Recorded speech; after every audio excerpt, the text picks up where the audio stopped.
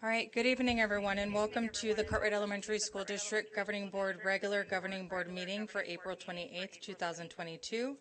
Let the record reflect it is 5:04 p.m. and our meeting is in session. Let the record reflect that present in the boardroom this evening, we do have Governing Board Member Ms. Lydia Hernandez. Thank you for being here this evening, Ms. Hernandez. We also have Governing Board Member Ms. Denise Garcia present in the boardroom. Thank you for being here this evening. And myself, President Marissa Hernandez, in the boardroom this evening. All right. Oh, hi, Mr. Lopez. We also have Governing Board Vice President, Mr. Pedro Lopez, participating telephonically. Thank you for being here, Mr. Lopez. Thank you. Thank you.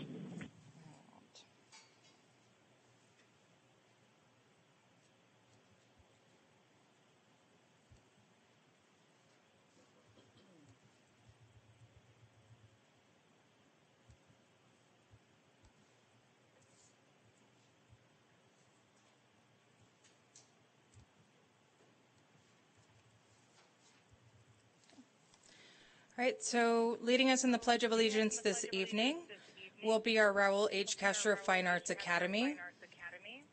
And when the video begins, if everyone would please rise and join us in the Pledge of Allegiance.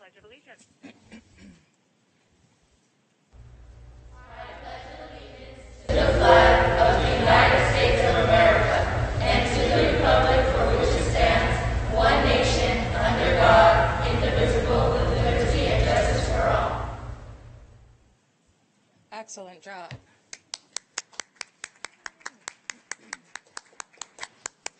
Thank you to our Raul H. Castro Fine Arts Academy scholars for leading us in the Pledge of Allegiance this evening.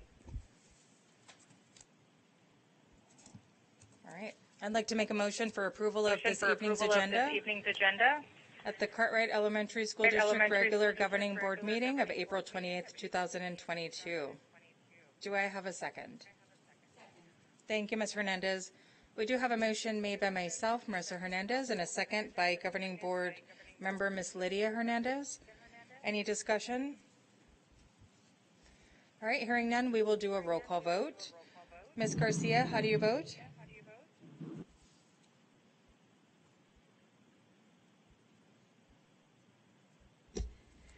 Thank you, Madam President. I approve the consent agenda for the April 20. Oh, later. You vote aye. Okay, I vote aye. Thank you. Governing Board Member Hernandez, how do you vote? Aye. Thank you, Ms. Hernandez. Vice President Lopez, how do you vote? Aye. Thank you, Mr. Lopez. I vote aye as well, and the motion carries. We have an adopted agenda for this evening's meeting. All right, so on to some of our more fun stuff. We do have our very special representatives here this evening, and so I'd like to introduce everyone. Our parent representative is Ms. Laura Martinez. Ms. Laura Martinez has 2 children. Her daughter previously attended Sunset and Estrella Middle School. Currently, she is a 12th grader. Her son is an 8th grader attending Raul H. Castro Academy of Fine Arts. Ms. Martinez has been part of the Cartwright School District community for 12 years and enjoys being involved in the schools that her children attend. Laura Martinez is the Parent Advisory Council President and has held that title for 4 years. And she feels very honored. She is a great listener, communicator, and advocate for our scholars and families. As a parent, she appreciates how our superintendent, Dr. Aguilar Lawler, has handled the pandemic and the return of this 2021-2022 school year, protecting our scholars and their families. Ms. Martinez has also received her emergency substitute certificate and is currently working on becoming certified. Thank you, Ms. Martinez, for being here this evening.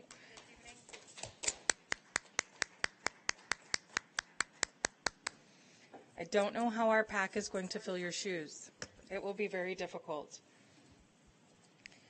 Our next representative is Alex Casarez, our Cartwright Education Association representative for this evening. Alex Casarez has been working at Cartwright for over 5 years. He is one of the techs in the IT department.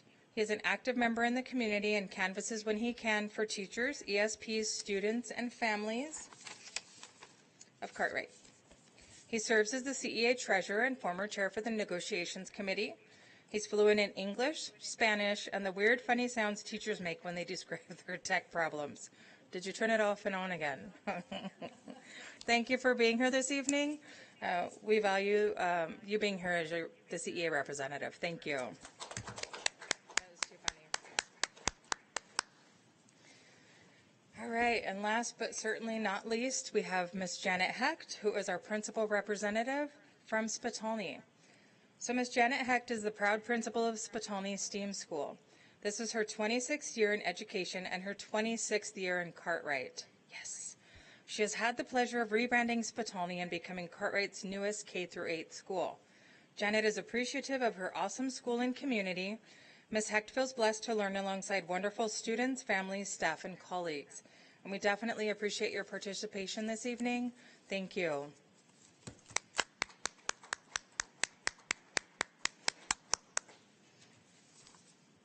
All right, and up next, we have our Cartwright School District number 83 Award of Excellence, which will be presented by Ms. Veronica Sanchez.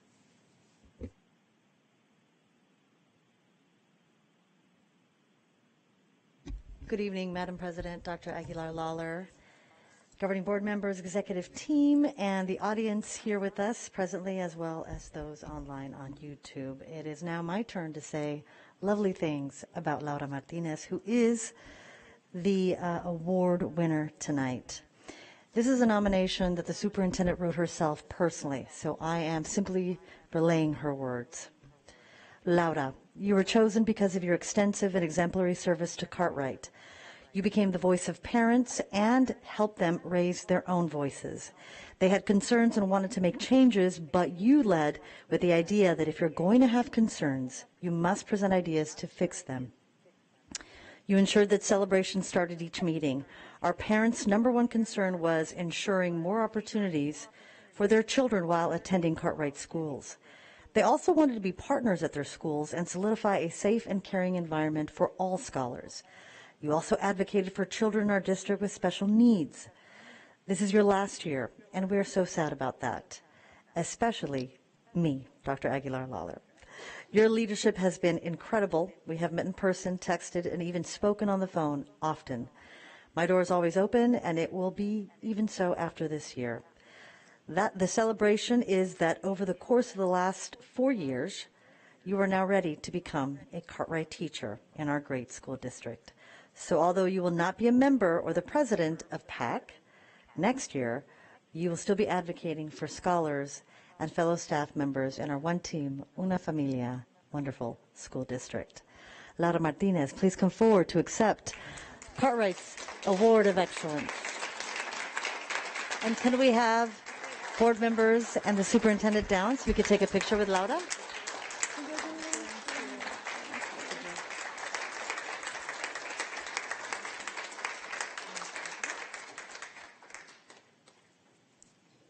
Did you want to say a speech? Oh. Would you like to say After the picture, yes.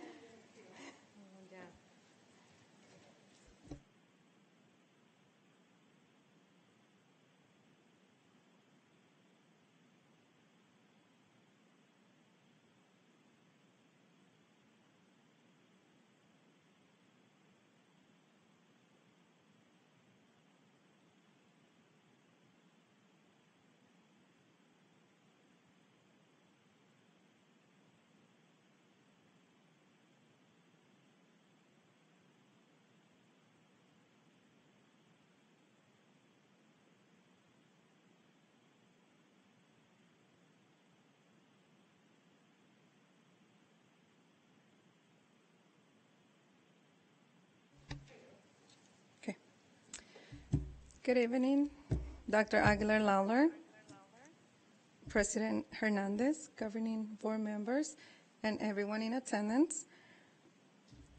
It's been an honor for me to be here, be part of the Cartwright familia for many years, 13 years. My daughter started kinder at Sunset.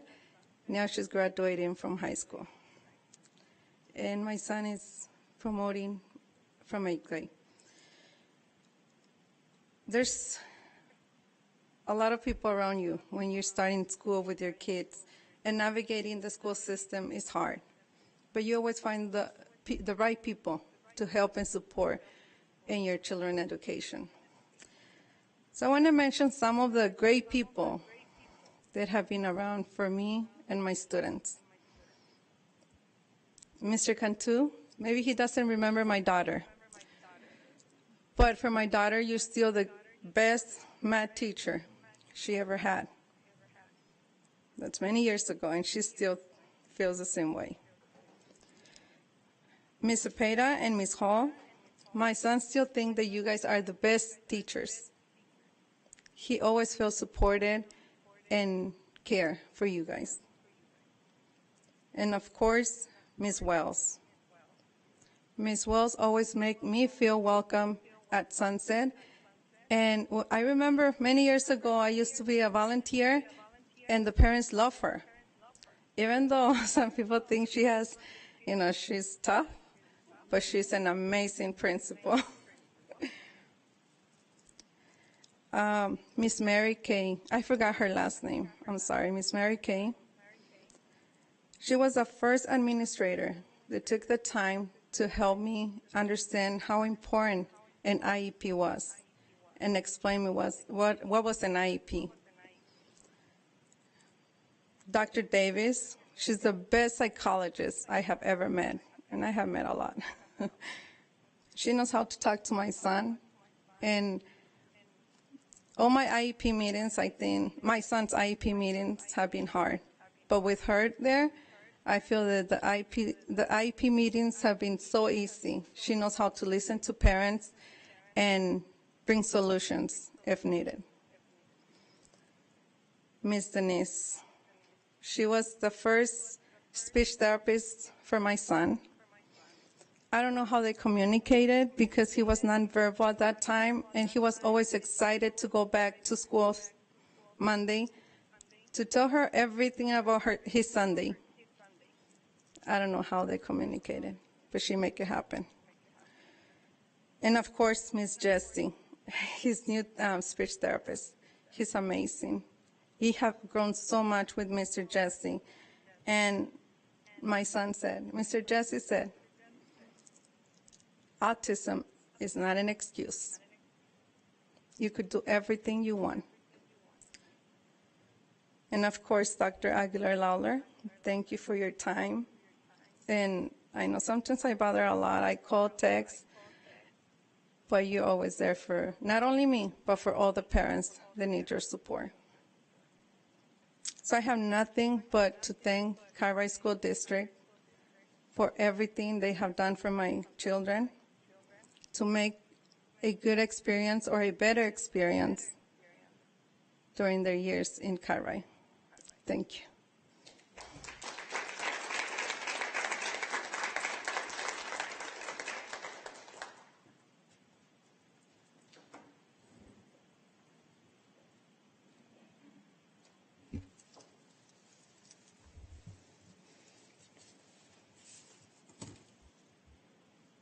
Thank you, Ms. Martinez. All right, so we will move on to our action items. Our first item is item 1, which is our presentation, discussion, information, and possible action regarding our mask mandate. I'm going to pass it over to Dr. Aguilar Lawler. Thank you, Board President, members of the Governing Board, special guests, audience, and those watching on YouTube. Executive team. Before I ask Dr. Juan Medrano to come forward, I just wanted to kind of set the stage here. It's hard to believe the month of April has passed in 2022. We completed the new state testing, which is called AASA. I'm sure there's going to be a way to pronounce that soon, and are now moving into the last month of school. It's very hard to imagine that after 3 years of the pandemic, 3 school years of the pandemic, uncertainty and all that has come at us, that we've been resilient and have persevered. Just this week, Will Humble, our top Arizona health official, shared that in the past 2 years nationally, COVID-19 has been the top 3 causes of death in the United States. However, the state of Arizona is the only state, according to what he can find, that COVID-19 was the #1 cause of death the past 2 years in Arizona. He shared in his interview this week that the reason is because of how state leaders handled the pandemic. However, the good news is just yesterday, Anthony Fauci, the nation's top infectious disease doctor, stated, "We are certainly right now in this country out of the pandemic phase." What I'd like to tell the Cartwright audience is that the handling of the pandemic was not the case in the Cartwright School District. The governing board, our governing board, has kept a heavy hand and keen eyes on everything from masking, cleaning, providing free masks, gloves, air filtration systems, and the list goes on and on. All to keep our community safe and at the same time educate and support our scholars, staff, and communities.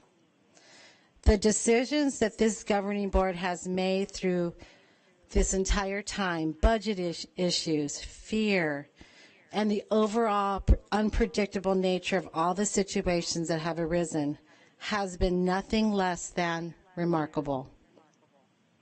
I needed to say this before you made the decision. On behalf of the Cartwright School District, the principals, and myself and the executive leadership team, I want to say thank you. And with that, I will introduce Dr. Juan Medrano, another hero. He and his team, Moss and Adam, have been just relentless. So Dr. Juan Medrano.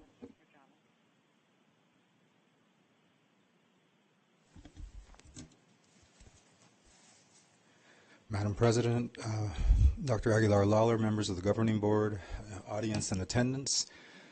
As requested, we have some data to share in regards to the survey, the parent and staff survey that was sent out following our last governing board meeting, covering 2 questions around our mask mandate practices here in the Cartwright School District. So we just wanted to share with you a breakdown of the results of that for to have the data to initiate the discussion for tonight as to the direction that we decide to go. So. Okay, so there was the survey took place. Our public relations team surveyed our staff, and our principals assisted us with sending surveys out to parents through Class Dojo and email, robocalls, and we were able to get a considerable amount of participation both from parents and from staff members. So in total, for parents, we had over 1,900 parent responses. There was a pretty even distribution of participation across all of our schools. We had good representation from each school. And the first question that was posed was, do you want the Cartwright School District to continue with our current indoor mask mandate? And of our parents who responded, a little over 59%, 59.3% responded that yes, they would want to continue with the current indoor mask mandate, and 40.7% said no. There were various reasons and rationale that parents had in support of their selection, and we listed some of those comments that were made in the open-ended section of the survey. So as one of them shows there, yes, as the West Side continues to see an increase in COVID cases, and a lot of grown-ups as well as children are unvaccinated. Children are susceptible to viruses, and most of them being asymptomatic to COVID. This could lead to them being carriers and transfer them to high-risk adults. Another comment was, I think the district can use the funds used for masks and allocate them to resources and tools to teachers. And then another one, my kids are vaccinated and I feel safe for him not to wear a mask. So there are a variety of reasons and rationale that parents expressed for their selection.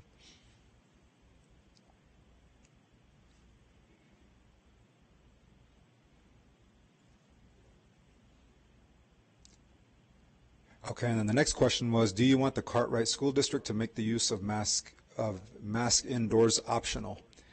And for the optional question, 62.2% of parents said that yes, they would like for it to be optional, and 37.8% said no.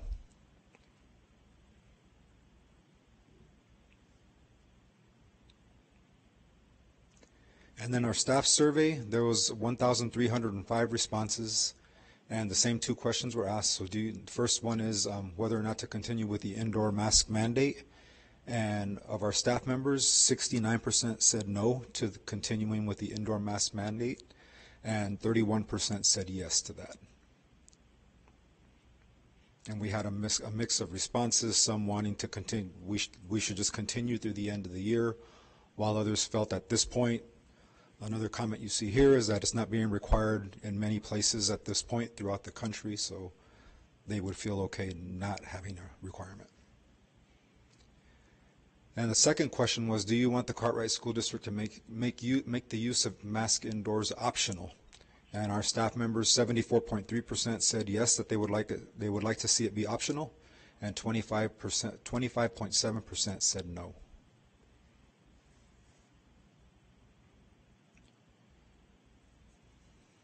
So with that information, I just wanted to see if there were any questions or comments.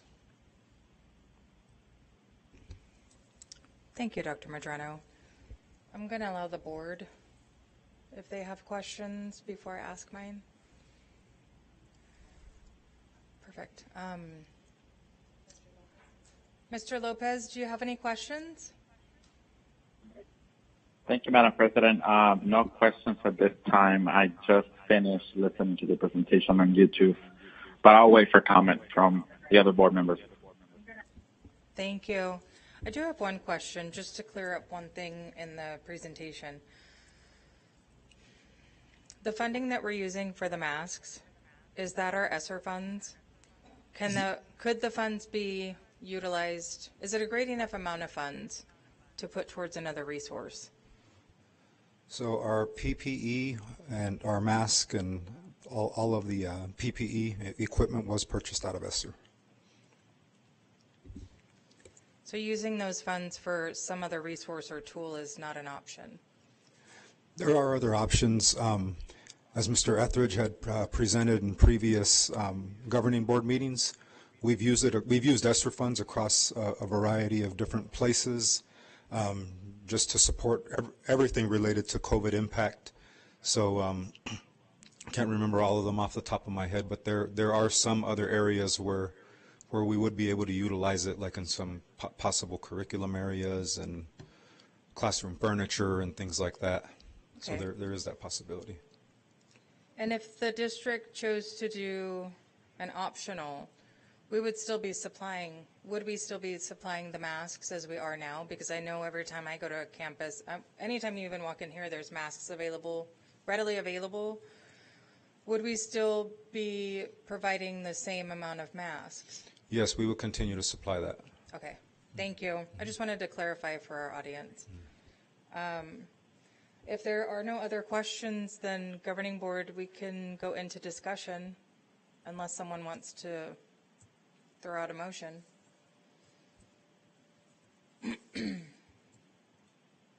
Anyone want to say how they feel? Do we want to keep our mandate? Do we want to make it optional? Ms. Hernandez. Yes, thank you, Madam President, fellow board members, Dr. Lawler, Mr. Medrano, executive team, those in the audience and those watching. We've reviewed the survey. I think it was very brief and concise and very explicit, I should say. And although I see almost, it's not quite balanced, but you see parents wanting to continue with the mandate. At the same time, staff is open to leave it as an option moving forward.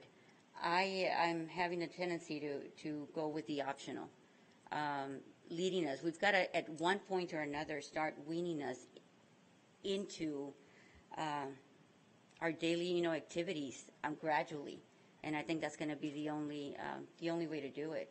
That includes participating in opening up our meetings to our constituencies moving forward. That's the only concern that I have. So, thank you.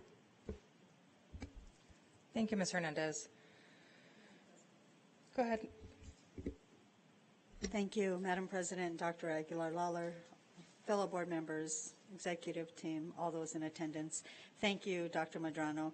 And I especially would like to acknowledge Dr. Fauci and stating that the pandemic is hopefully behind us.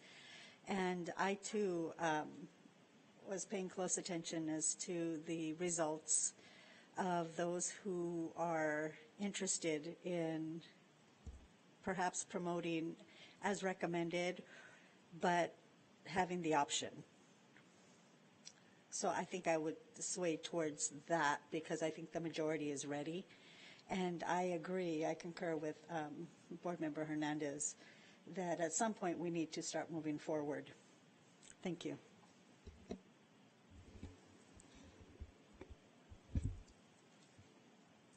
Thank you, Ms. Garcia. Mr. Lopez, did you want to comment? Yes, thank you, Madam President. Let me mute my YouTube link. Thank you, Madam President, Dr. Aguilar-Lawler, fellow board members, executive team, and those in the audience. Dr. Medrano as well. Thank you for presenting the surveys. I think the data is clear. We do see where the community is leaning and where the staff members are leaning, the parents. And yes, although, we are entering a phase where this pandemic is not as aggressive as it was before, I do believe that at this point, at least having the optional use of the mask will be a good idea because I do have siblings in other school districts that are also optional, and some students and staff are still choosing to wear a mask, protect themselves, protect their families, and do their part as well. So with that, I'm also in support of making this an optional choice for the students and the parents. Thank you, Vice President Lopez. First, fellow governing board members, Dr. Aguilar-Lawler, Dr. Medrano, esteemed professionals in the audience, cabinet, and everyone viewing and joining us on YouTube. I first want to say that the young lady in the photo is super adorable that was used for the presentation. Now that that's out of the way, the survey does speak to people wanting an option. And so I feel like no matter what option we choose, someone is not, we won't be able to please everyone, but the option to make it optional would allow more of a choice, and hopefully people would be, parents in our community would be happy about it. And I know my son, Phoenix Union dropped their mask mandate quite a while ago, and my son still wears his mask. He wears it, my daughter even, in the car. So allowing the people to be able to make their own choice, I feel like we're in a place to start that. And, I feel the same as the rest of the board and the parents who did participate in the survey who decided, which is funny because I don't know if anyone noticed it or if I'm just kind of crazy. The first two slides was, do you want us to keep the mask mandate?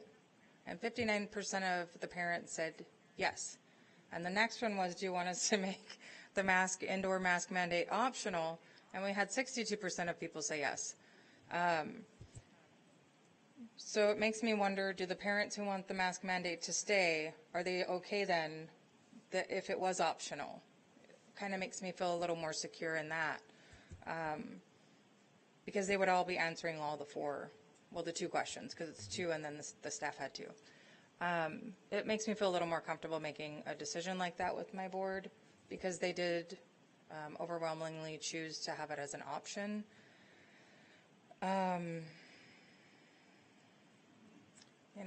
Hard decisions. Yeah, of course. Madam President, members of the board, audience, special guests, I also wanted to make sure that the governing board knew, and this is through our PAC our PAC and our president of PAC, that this decision for options is through the end of the school year, which would include summer school, that the decision about masking or even masking it are optional, all of that, for the following school year is a different decision. Yeah, we would revisit. Thank you. Thank you. Okay.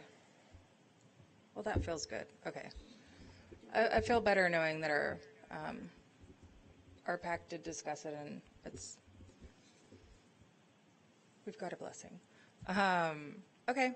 If no further discussion, we can go ahead and make a motion. I'm happy to make a motion. Let's see.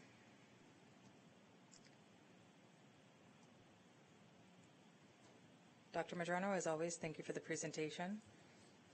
The little girl is just too adorable.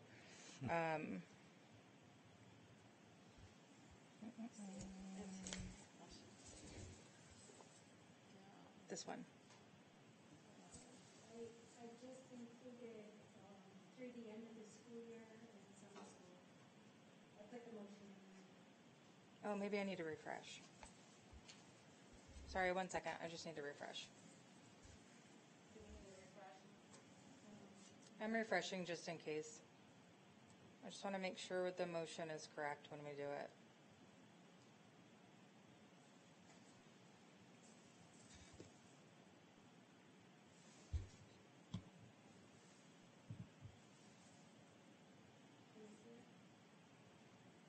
It's taking a minute to do its little refreshment.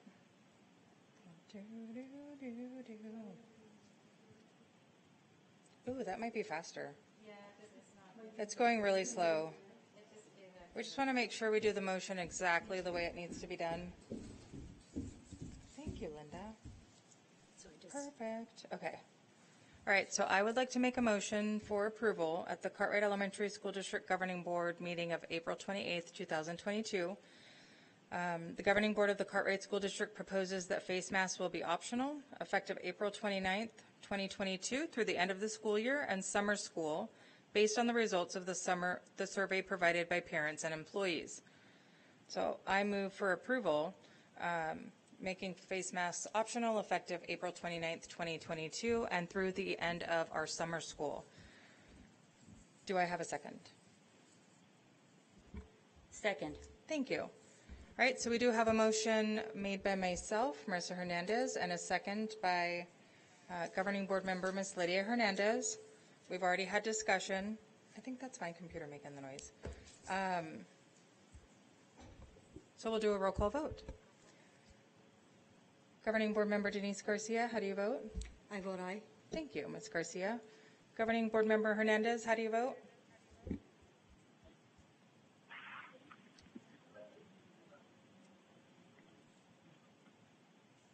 And I have just a clarification question regarding the motion on the table. I know it's optional, so I'm understanding that, but does that open up, is this applicable to the entire school district, including board meetings or any other meeting? I vote aye, just making sure. Thank you, Ms. Hernandez. Vice President Lopez, how do you vote? Aye. Thank you, Mr. Lopez. I vote aye as well, and we have a unanimous decision. Let the record reflect, we will be mask optional as of April 29th, 2022, and through the end of summer school. Thank you. All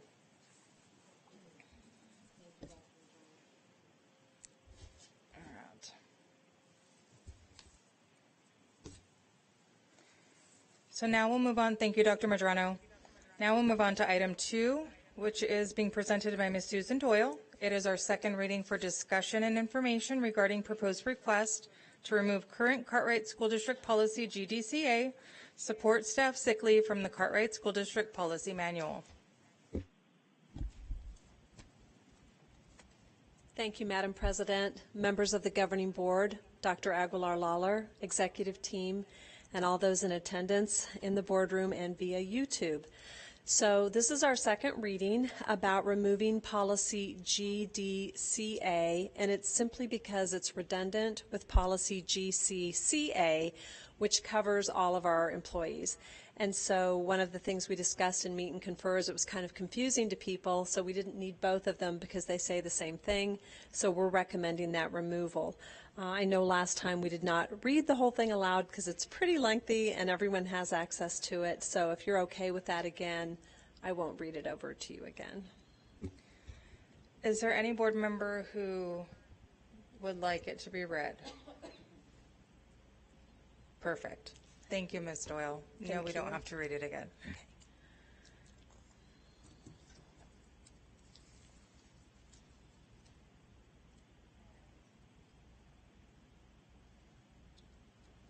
Sorry, my computer is just kind of frozen now. All right. Any questions from the board? Okay.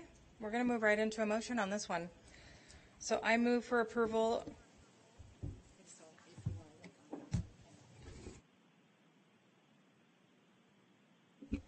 I'd like to make a motion for approval to remove current Cartwright School Board District Policy Gdca, support staff sick leave, from the Cartwright School District Policy Manual at the Cartwright Elementary School District Regular Governing Board meeting of April 28th, 2022.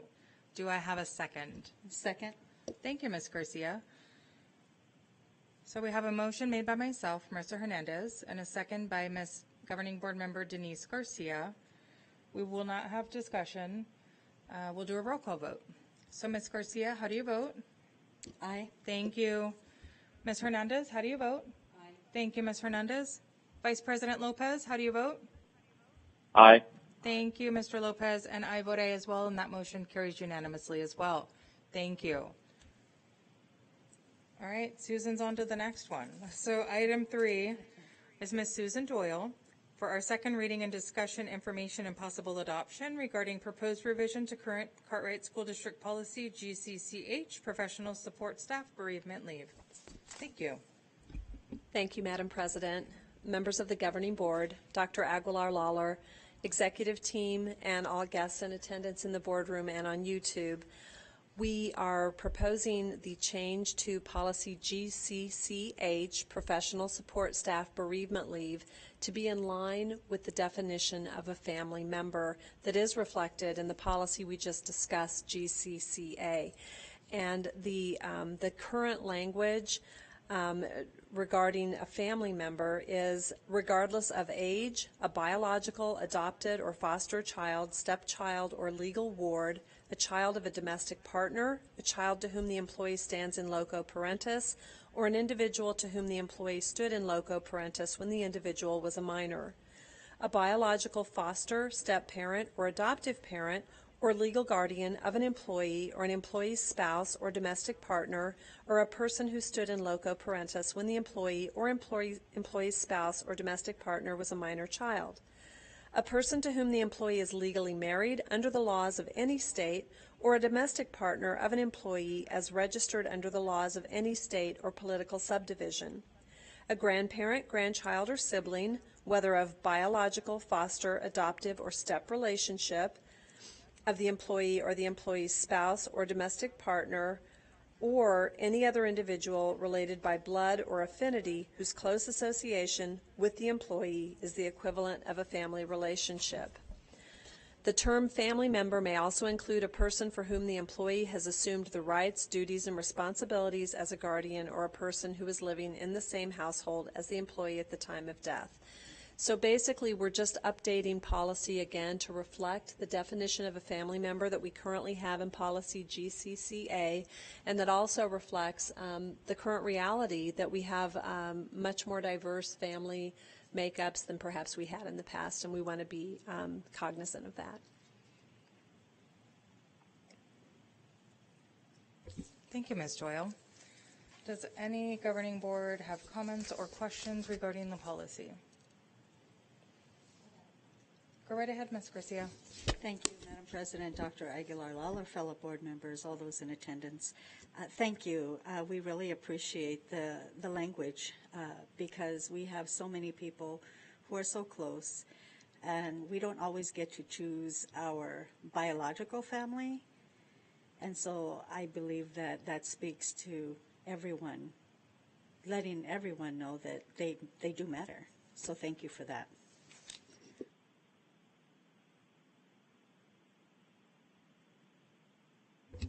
Thank you, Ms. Garcia.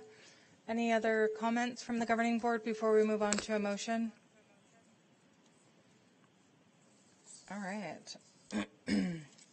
I'd like to make a motion for approval of the proposed revision to current Cartwright School District Policy GCCH, professional support staff bereavement leave, as presented at the Cartwright Elementary School District regular governing board meeting of April 28th, 2022. Do I have a second? Second. Thank you, Ms. Garcia. We do have a motion made by myself, Marissa Hernandez, and a second by governing board member Denise Garcia. Again, we will not have discussion. We'll do a roll call vote. Ms. Garcia, how do you vote? Aye. Thank you, Ms. Garcia. Ms. Lydia Hernandez, how do you vote? Aye. Thank you, Ms. Hernandez. Vice President Lopez, how do you vote? Aye. Thank you, Mr. Lopez. I vote aye as well, and that motion carries unanimously. Thank you. All right, so we are going to move on to our report summary current events, and I'm going to pass the torch to Dr. Aguilar Lawler.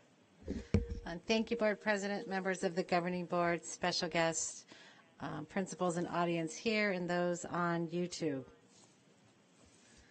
This first presentation I'm very excited about. I don't know if you all remember when Principal Nash and her team came forward to rebrand Downs Elementary School to Glenelg Downs Social Sciences Academy last year. And she said she had this big dream of taking 8th grade scholars to Washington, D.C. Well, that dream is happening. So I would like to have Principal Vivian Nash and Mr. Eric Alvarez come forward for our presentation. Thank you.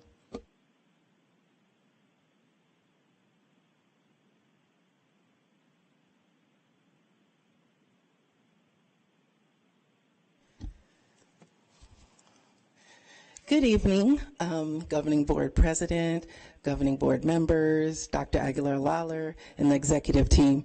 We are so excited.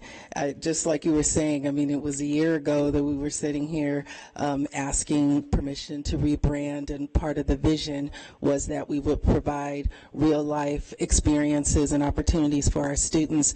And after the year that we've had, to actually still be able to follow through and take them to Washington, D.C. is amazing. And it's all just a tribute to your commitment to the vision as well. So we definitely thank you for that. So I'm going to introduce my co-presenter, Eric Alvarez, but I need to take this moment to say that Eric Alvarez is the Chicanos por la Causa Esperanza Award winner, Latino Teacher of the Year.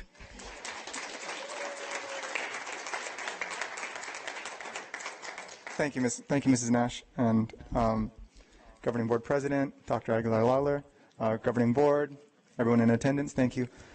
So yeah, we're super excited for this trip. It was an idea, and we thought it might not be a reality with COVID and everything else, and it was able to come together, and we were able to make this plan in a way that I think kind of exceeded everybody's expectations with kind of the roadblocks that were popping up along the way over the past year. So we have a plan. So we have a group of students. There's 16 students that we're going to be taking. The students are participate in a combination of two separate programs. The first was called We the People Mock Congressional Hearings. There was a regional competition or showcase that they presented and performed in, a state one, and the national one is usually in Washington, D.C., but with the pandemic it's not. And so the idea was the kids could present at regionals, at state, and then go to nationals. So we have a group of 16 who also, the majority of them that we're taking to Washington, D.C. also happen to be in a youth and government group. So in December, they spent 3 days taking over the Arizona State Capitol and going through mock legislative process. They are 8th graders. The plan was always to be 8th grade students to take them. So we have 14 of our students who are taking our 8th graders. There's 2 that are not 8th graders because they actually filled in for 8th graders. By the way, the 8th graders were presenting high school level questions when they were doing their congressional hearings, and 6th graders stepped in when 8th graders weren't able to attend for different reasons, sports and family reasons. So 2 6th graders that actually did regionals and state, and so we said, you guys did the work, you should join with the rest of the group. So 16 total, and they're all amazing kids that I'm super excited for them to have this experience.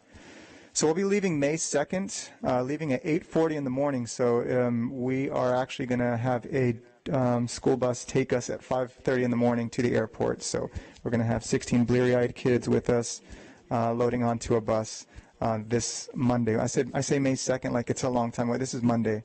We're talking about Monday here. And then returning May 6th, Friday, May 6th, we'll be back here at 12:05 with the school bus waiting to pick us up and bring us back to Downs. Thank you. Sorry.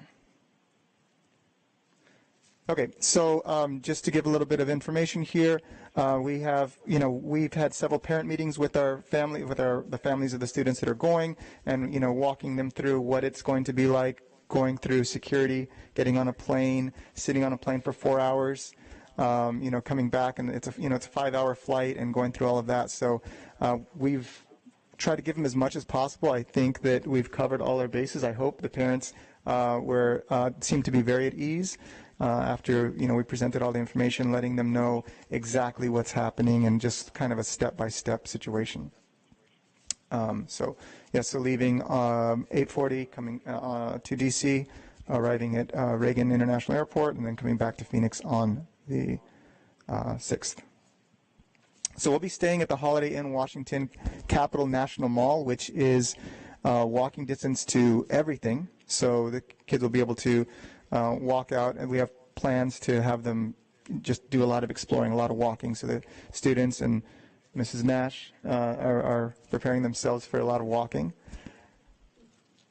So here's our itinerary to give you an idea of what it's going to look like. So Monday is just a travel day. So, we're not getting there until 4 o'clock. By the time we get our bags, get to the hotel, it's dinner time. So, Monday is just a travel day. We're going to arrive, we're going to have dinner, and then we're going to have an opportunity to go explore what's close by, within walking distance. And in the evening, it should be beautiful, springtime, with the light, everything lit up. Should be amazing for the students to see on their first day. Tuesday is when we really get started exploring DC. This is all going to be new for the kids, so whatever we do is going to be amazing. I was a little bit disappointed that because of the pandemic and allowing guests to go into some of the museums and such, that there's limited tickets and things like that. So we're really hoping to go to, for example, the Holocaust Museum, which we were not able to get into as tickets are booked up through July. So what we are going to do is we're going to have breakfast after the hotel, head to the National Museum of American History. Our goal is to have a picnic lunch depending on the weather. National Museum of African American History and Culture, which we were able to secure tickets for and was a little bit difficult. National Gallery of Art, the kids have got together and they've gone through and mapped out what art pieces they actually want to see, so it can kind of be a quick, like, here's what we want to see, because that large gallery could really take a full day. Having dinner, and then after dinner again, more sightseeing. So every night it's after dinner sightseeing, but I have a specific goal. So on this night it'll be around the Washington Monument and seeing that again in the evening, in the springtime, all lit up. Should be amazing. On Wednesday, I have to give a big shout out to Vice President Lopez, who had used his connections and made it so our goal was, because the students should have been able to go to D.C. to present, their mock congressional hearings. The goal was it would be great to see some Congress people and to meet with them and to get to the Capitol. And so Mr. Lopez worked that out for us through the offices of Greg Stanton and Ruben Gallego. He was able to, even though the Congress is at recess at that time, they're going to make it work so the kids can get a tour and speak to some of the people behind the scenes there. So our morning is pretty much cleared out for those dignitaries. We're hoping to do a food truck lunch with which the kids are very excited for. I mean, all of this is exciting for them, but the food trucks are something they're very excited about. Library of Congress, we have tickets for that, so we're ready to check that out. And then hopefully, if time permits, the National Archives, all before dinner, and then sightseeing the National Mall and Veterans Memorial, the different memorials that are there. We were just talking about you. On Thursday, we're going to the National Museum of Natural History. That'll take our morning, lunch. We're going to head over to the National Botanical Gardens and Library of Congress, dinner, evening sightseeing, this time around Lincoln Memorial. And then Friday again is a travel day, so not much sightseeing, but hopefully dragging a bunch of tired 16 students ready to sleep 5 hours on the plane ride back. So we're very excited. The kids are excited. Our last parent meeting was just last night. The families, I felt like they just walked out like they're ready to hand their kids over to us and feel completely safe. And I feel so privileged that they felt so safe to leave them with us, and they're so excited. So thank you. Or did you have questions? Thank you so much for that amazing presentation. I'm sorry. Actually, I can't neglect this. We also need to give some thanks to the following groups who helped out. There's companies that helped to fund a lot of the trip, and I mean, just today they dropped off some shirts for the kids. We have shirts so the kids won't get lost. We can see all the blue shirts or whatever colors they're giving us. So Wrighton Construction, ADM Group, Verigy, again, Mr. Lopez for his connections, Dr. Aguilar Lawler and the governing board and her executive team. So thank you so much, because as much work as we put into this, like, we could not have done anything close to this without you. So thanks to everybody. Thank you. Governing board members, do you have any questions, comments? I just want to send out a special shout out to Mr. Lopez for being the coolest. No offense, ladies, because I'm saying this against myself too.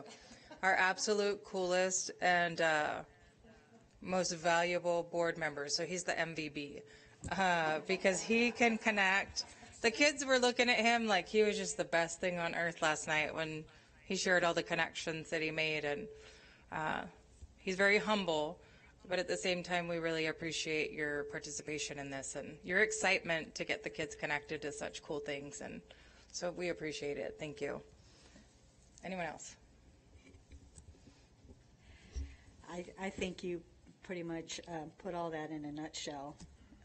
Thank you. And I think we have the best board in the state of Arizona, but that's my opinion. And I think we have the best school district in the state of Arizona with the best people, the best scholars. And honestly, I don't believe we could have done any of this without each other. We all have gifts, so thank you. Thank you, Ms. Garcia. Mr. Lopez. Thank you, Madam President, Dr. Aguilar Lawler, fellow board members, executive team, and those in the audience. My apologies for being late in person. But I am excited about the trip. I think it's a great opportunity for the students, for the school as well, for the school district. This is the first time, I think, that we make a trip like this, and it is my hope that Glenelg Downs can continue the tradition, and as well as any other schools within the district. And really, all I did was connect a few dots and make some phone calls and make some things happen. At the end of the day, we're here to serve our students and our staff and our parents and our community, and anything that I can do to help, really, I'm always here. So I'm excited and looking forward to the video presentation that will follow after this trip and the memories with the students. And as I told the parents and the students, for many of them, if not all of them, this will be their first time in the capital of this country, and hopefully it's not going to be the last.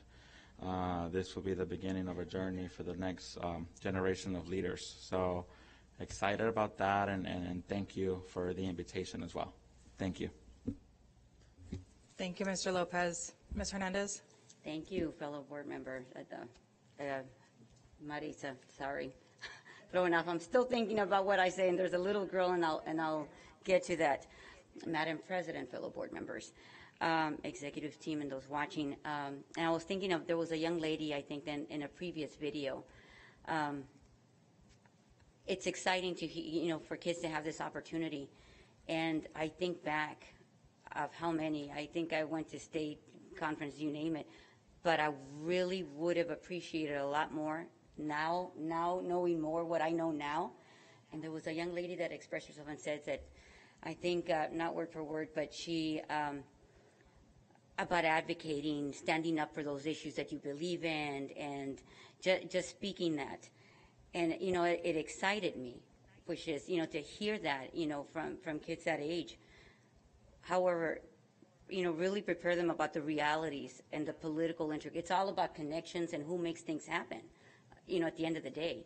And unfortunately, until you rub somebody the wrong way and what you're saying it doesn't resonate, the political, conversation that follows. And I think it would have helped me. I think even back then, even at Baylor, I wish my department, the political science department head could have had more conversations about that. But anyway, I'm excited. Thank you for all your work in putting this together. I'm looking forward to hearing, the outcomes and the feedback once you get back. Thank you. Thank you, Ms. Hernandez. Fellow governing board members, Dr. Aguilar-Lawler, everyone in the audience and participating via YouTube. I also wanted to say thank you to our administration, Principal Nash, Mr. Dostal, your AP, Mr. Alvarez, of course. And I just want to say this for our parents and our community, because I know that the presentation makes it seem like it's such an easy thing, but being a part of my small piece of it and seeing all of the work that goes into this, it really was a huge undertaking. It took a lot of hours, a lot of thought, consideration, funding, strategic and innovative funding as well. My notes are terrible. Making sure that they're going to be safe, making sure they understand what's going to happen on the plane and going through TSA, and making sure they have their meals and the place to stay. And I just wanted to say thank you to all of you. I know that this wasn't a super easy undertaking. It took a lot. And planning still happened till like the 11th hour. So thank you so much. Thank you, Dr. Lawler, Linda, everyone that was participating in it, because I got to see some of it and it was a lot to deal with.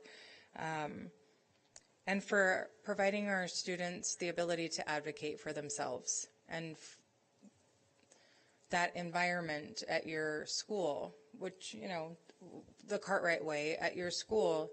A lot of your scholars I've met that are in your program, through either basketball or baseball or track, and they're just amazing scholars. So they definitely deserve the opportunity to be able to go.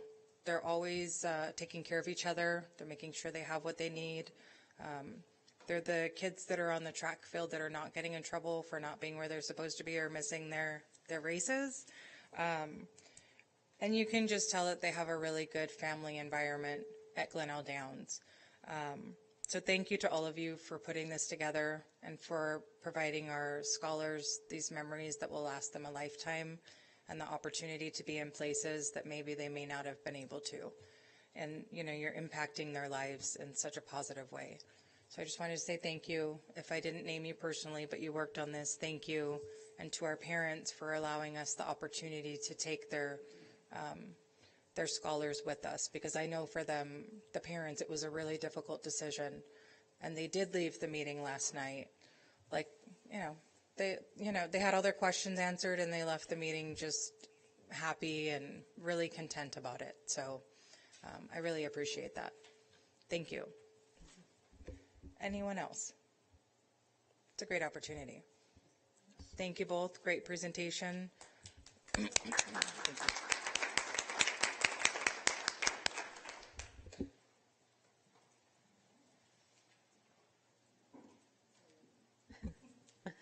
Madam President, members of the governing board, special guests, audience, and those watching on YouTube, I call our Executive Director of Safe and Caring Schools, Mr. Raul Pina.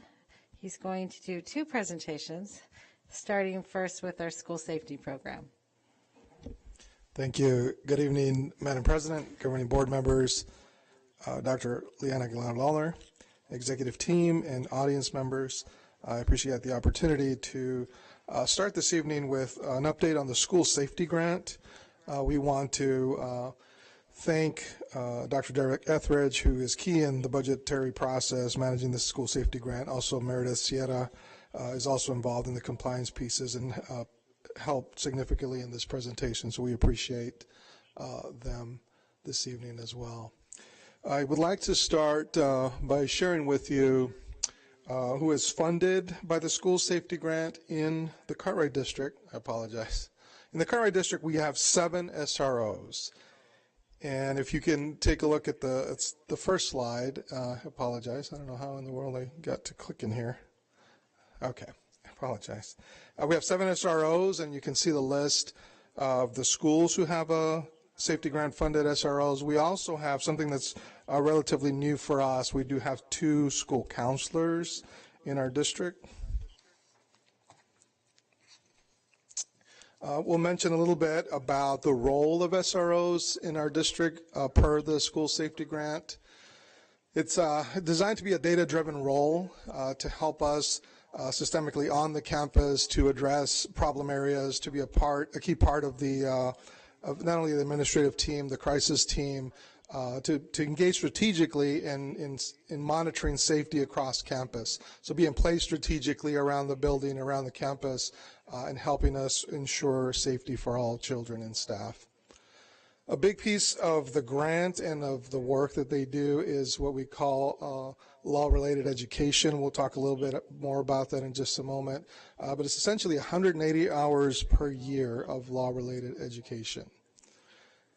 They're key in the preventative aspect and also providing interventions. A significant amount of training goes into our school resource officers, not only to prepare them in their own professional growth as officers, but also they are learning about the adolescent behaviors, working with children. We're spending a bit more time with them now, engaging in some SEL conversations with our SROs specifically in Cartwright. They also have a positive impact on the climate and culture of the school with their presence, with their engagement in the community as well. I'll let you take a look at this particular slide, and this comes from the grant. There's 2 goals, and I won't read the entire slide for you. I'll just highlight a few items here. Goal 1 is a safe and orderly school is essentially what we're after. We want to promote a feeling of safety. When we see a school resource officer on campus, there is that feeling that they're with us and we are a part of, they're a part of us, right? So that's super important. Goal number 2, I'll mention again because it's huge. Teaching, not only are they law enforcement personnel, but they're also teachers. They engage with children, teaching the law-related education. And again, it's 180 hours per year. And they also continue their own professional development and what we call LRE instruction. What is law-related education? Again, we want to be equipping our children to engage in the real world, ultimately, promote problem-solving skills. They do involve students directly, scholars directly, staff, teachers. There also is community pieces that they do because ultimately we want our children to go and be successful citizens. So part of this is preparing them on how to engage as citizens, how to engage with law enforcement in our community. Another piece is to discourage delinquent behavior. They do talk about some real issues that are impacting youth these days. So they'll talk about some sensitive topics, and I'll show you some examples in just a moment. The other piece is to promote self-esteem and self-image for children. Some of the interactions that we've seen is, again, to have that significant adult could be one of the school resource officers, and that individual helps to encourage self-esteem and self-image in our scholars. Finally is to present a respect of law and order, right? Rules and laws and authority in a balanced perspective. So those are some of the themes that you will find in law-related education modules, if you will. Again, you've heard me mention there's 180 hours, and this is how it's broken down. There's a cohort that essentially stays together. It could be targeted by an academic team on a middle school campus. It could be a specific age group or grade level, but essentially this cohort receives 80 hours per year of law-related education. And this is, they stay together, travel together, and the SRO will focus specifically on this cohort group for those 80 hours. There's also universal hours that they call, and it's a minimum of 100 hours per year.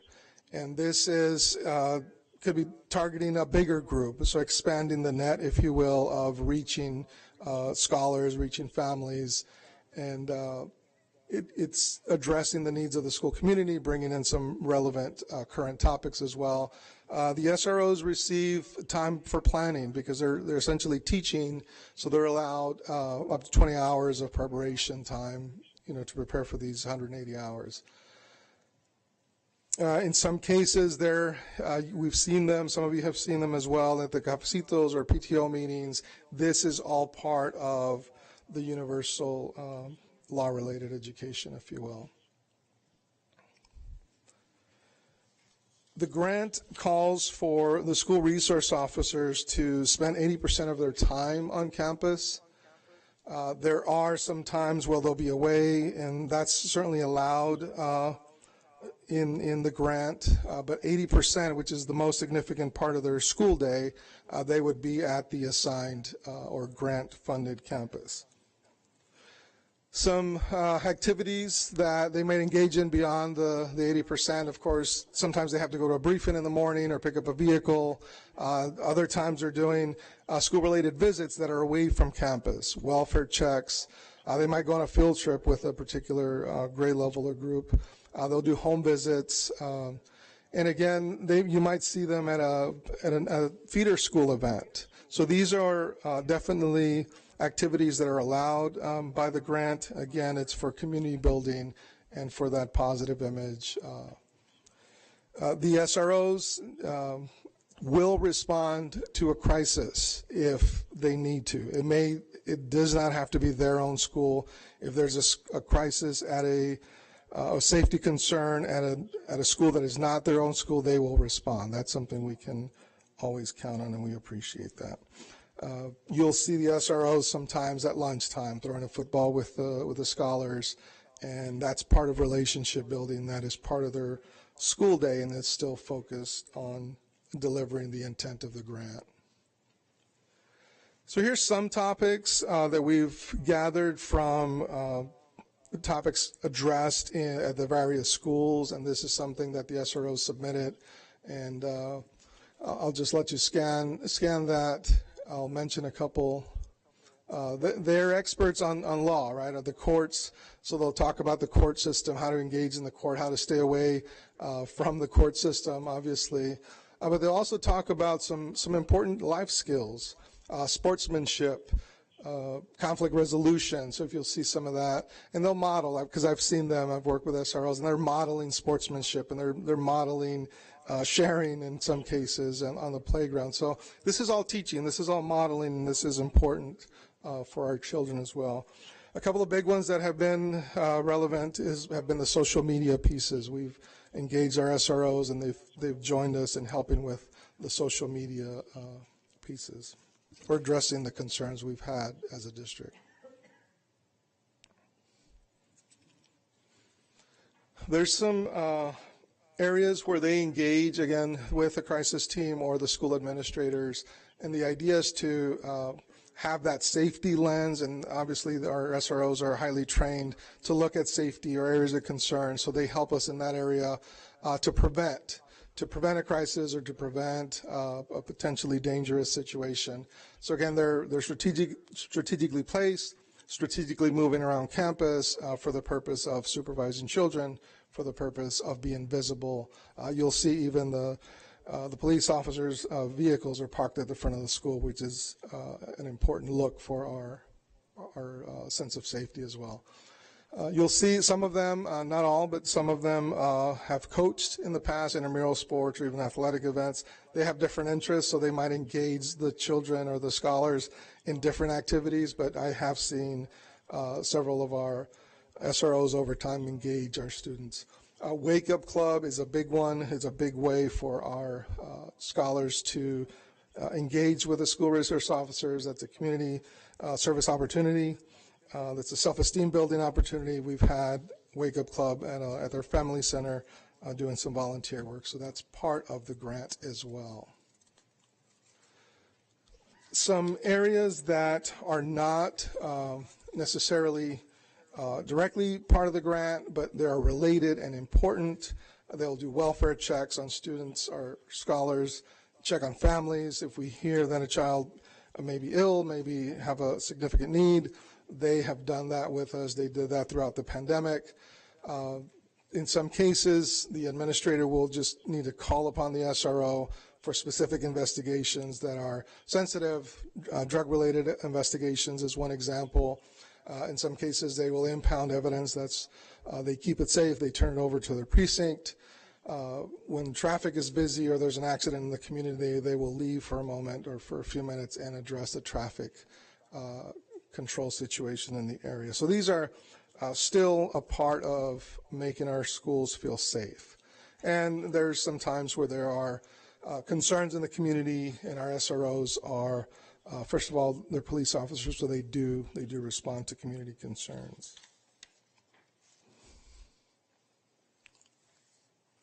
So I'll talk a little bit about where we are and where we're headed. There's more information coming about CUTS, and CUTS stands for Court Unified Truancy Suppression.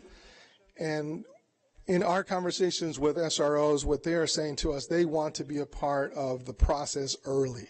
And their focus as part of the grant, as I mentioned, is prevention. So they want to have early interventions, prevention efforts, have conversations with parents, check on families, check on the scholars to make sure they're doing well. So that is where we're headed in increasing our partnership, maximizing their expertise and their availability as well.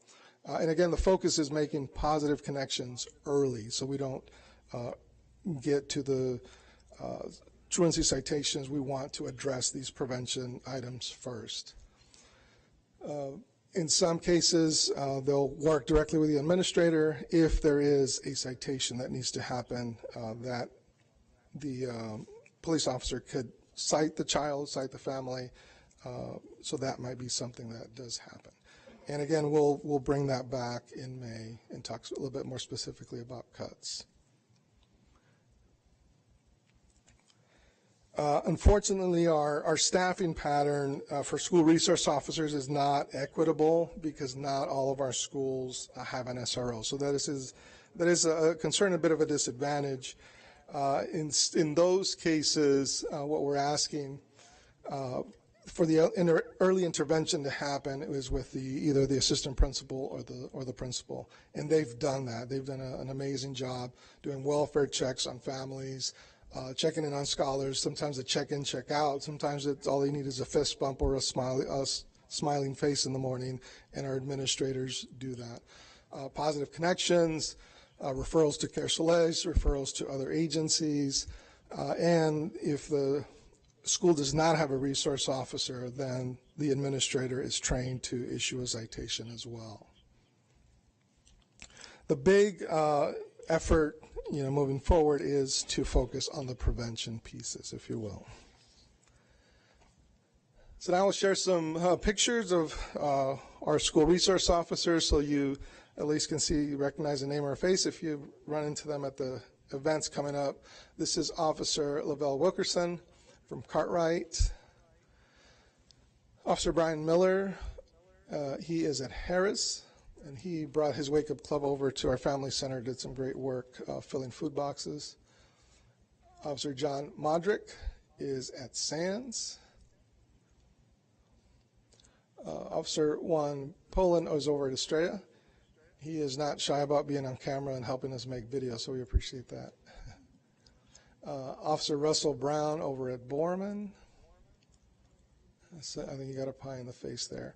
One of our newer officers, Christopher Muniz over at Castro. This was a grant award that happened a little bit later, and we appreciate that.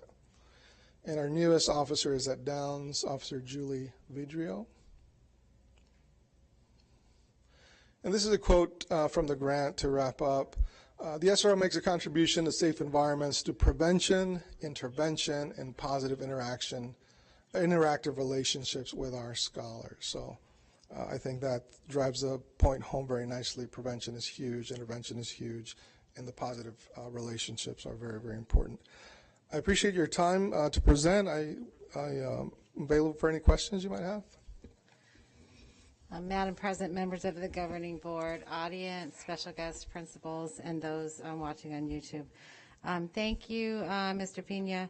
I just wanted to share, kind of go back to a statement that you and I talked about, the equity, the schools that don't have SROs. And I just wanted to publicly state to our principals and our schools that we know that it's an equity problem.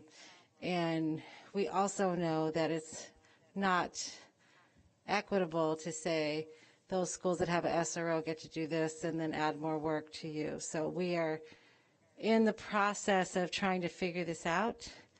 I know that Governing Board Denise Garcia has been very involved in this, and I know she's part of how we can ensure equity as we move forward. And so I just wanted you to, I saw a little stress back there for those of you that don't have SROs. You know, this is something that is still part of the discussion, and I wanted to make sure that you all knew that. We are excited for those schools that do have school resource officers, because there's some things that we can do to improve our attendance, and that's what we're going to do. This pandemic has been very challenging, but at the same time, we know we can't expect the same services at schools that do not have the SROs. So I just wanted to clarify that for all of you. So thank you. Thank you, Dr. Aguilar-Lawler. And I just wanted to state for the record that Vice President Lopez ended his telephonic participation and entered the boardroom at approximately 5:53 p.m. Thank you. Sorry, Mr. Pena. All right, governing board members, questions? Go ahead, Mr. Lopez. Thank you, Madam President, Dr. Aguilar-Lawler, fellow board members, executive team, and those in the audience. Mr. Pena, thank you for the presentation. No questions, really. We did have a chance to see the SRO, I believe, from Estrella on Saturday at the community event that Chispa had for Earth Day, Earth Week, here at Aloso Park. So he had a group of students from the Wake Up Club. They were really excited to share what they've done. I think they went on a field trip as well. And definitely we were able to see the relationship between the students, the respect, and also the willingness from them to work with the SRO and learn and grow and build that partnership. Definitely, I know this board, we've had many conversations about this topic, and at some point, you know,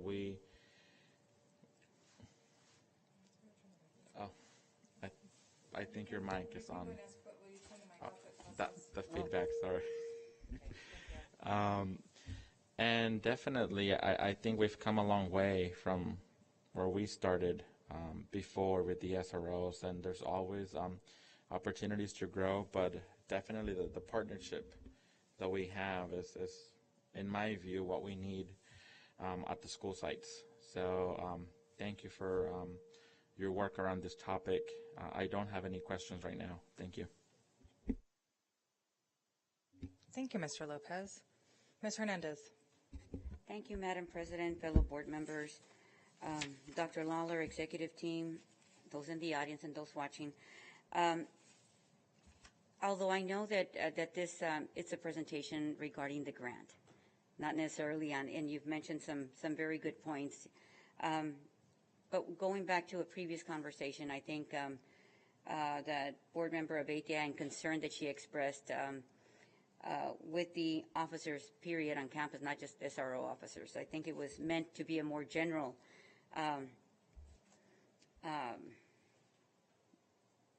I guess her point was tended to be more general, but I'm not going to attempt to speak for her. But however, I do want to ask if do you have have you heard or do you have any documented challenges? I know in the past parking was an issue. I personally in the past have had issues with officers parking at the front. I can see the pros, but I'm also a community member, and I know what our fears are, especially when it comes to immigration. And the law's the law. You don't have documentation, you're here illegally, that's the truth. And so sometimes, parents ask, is the officer going to pull me over? I think it's a difference, and I think that has to be a message that goes out philosophically. We're here to support our parents, but sometimes having that vehicle up front, and depending on previous activities at that site, I remember seeing cars parked all the way around certain schools in the vicinity for fear, not exposing themselves to the front, forcing their kids, dropping them off a little bit farther away to avoid driving when they see the vehicle up front. And although I know the issues that we've had with parking in the past, so I know it's there for a reason, and the intention from the district's perspective is to be proactive and positive. However, the connotation that it brings to parents in the district is not the same. And I think if we're discussing social emotional learning and the alignment of the implementation of different measures to go alongside this new approach, then we've got to start being creative in terms of meeting the same objective, but being creative in terms of how we do it. So that was one. The challenge is with the officer being parked up front, any citations that are taking place, anything to that effect. And second, I know that and you mentioned that not all sites have, but I think that we're seeing a different caliber. I love the pictures that you showed, because even just looking at those individuals, you can tell that they're welcoming. They're different. You can just tell by looking at those. You had an officer white going like this. Now, and I think we've grown, but we've also had officers that are officers to the core, and it's difficult, especially when you've been an officer for so many years, come into a position like this, and dividing that role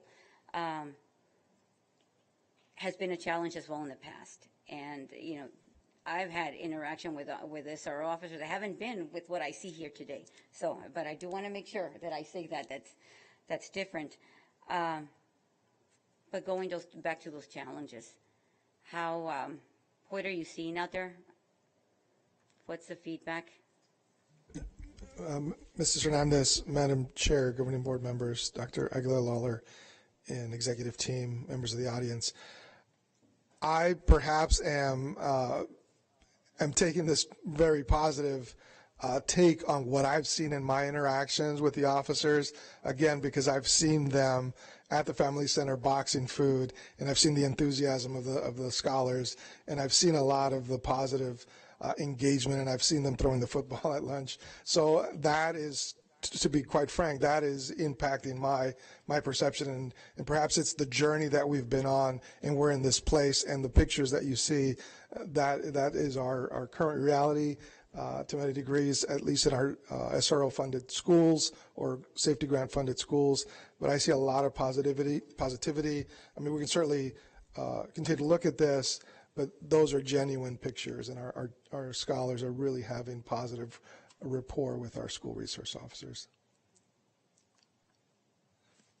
Madam President, just to piggyback on that same point. So there's that you're not aware of any challenges, that have been reported, that have come to your attention, or that you've heard, or maybe through the administrators? Oh, thank you for the clarifying question, Mrs. Hernandez. Madam President, Governing Board members, Dr. Aguilar-Lawler, and executive team. I can tell you there has not been any concerns come forward to me concerning the school resource officers, so I can tell you that with confidence. That's kind of where we are right now. It's in a good place. Mm-hmm. Madam President, members of the Governing Board, audience, those watching at home, special guest, board member Lydia Hernandez, it's been a journey. I know that during the pandemic, and just the years kind of go, you're not sure which year it was, but it wasn't this year, it was last school year. A few of us had a virtual meeting, actually a couple of virtual meetings with the Chief of Police, to talk about our concerns, many of the concerns that you're sharing right now. And she had made a commitment that anyone who was going to be a school resource officer for at least the Cartwright School District, we were going to dress down, that we were going to do trainings to help them understand our goal of social emotional learning. And although I know we have a long way to go, I have seen a huge difference in the quality and the character and the care. And as Vice President Lopez shared, it was very endearing this weekend at Oso Park to have a bunch of students come over. I did not even know that the sponsor was the school resource officer because he was not dressed as a school resource officer. He was with the kids. They were doing the cleaning up with the Estrella Supermoms. And they had heard I was there, so they wanted to see me. We took pictures. They wanted to meet, a board member, so they took pictures with Vice President Lopez. And it was we just talked for a while. And if anything, one of the things that I learned was that because we don't have enough police officers, that this summer, 40 of our Estrella Wake Up scholars that were really looking forward to the Wake Up Club, we're told that we're not going to be able to do it because they're not going to be allowed to work this summer at our schools. So I did tell him I was going to reach out to Chief Williams to see if she would reconsider. We want to keep our schools safe. Keeping our kids involved in these community service projects is the way to do it. I think that is more valuable than pulling them away from our kiddos and putting them on a street somewhere. So I am doing that. If any of our principals out there would like to join me and send a communication to our chief of police to ask her if she would reconsider, I would love that support as well. But it is still a journey. Are we where we want to be? No, absolutely not. But we're going to continue with that partnership. Our parents, as we surveyed last year before we, committed to the grant, overwhelmingly said they did want school resource officers on the campuses. So we'll continue to ask them as we go through, and we'll continue to partner with them as well. Thank you, Dr. Aguilar-Lawler. Thank you, Mr. Pena. Any other questions before we let Mr. Pena take a seat? All right. Thank you so much, Mr. Pena. We look forward to future updates, and I know it's been a really long journey, but we did learn a lot with our survey. Parents overwhelmingly really enjoyed having them, and parents who did not, schools, because we only get so many through the grant, parents at schools that didn't have them wish that they did. So we learned a lot through that survey, and it really meant a lot to hear that our parents felt so overwhelmingly positive, and that the SROs did provide a positive impact in their scholars' lives. So thank you. And we did not have any issues with parking, right?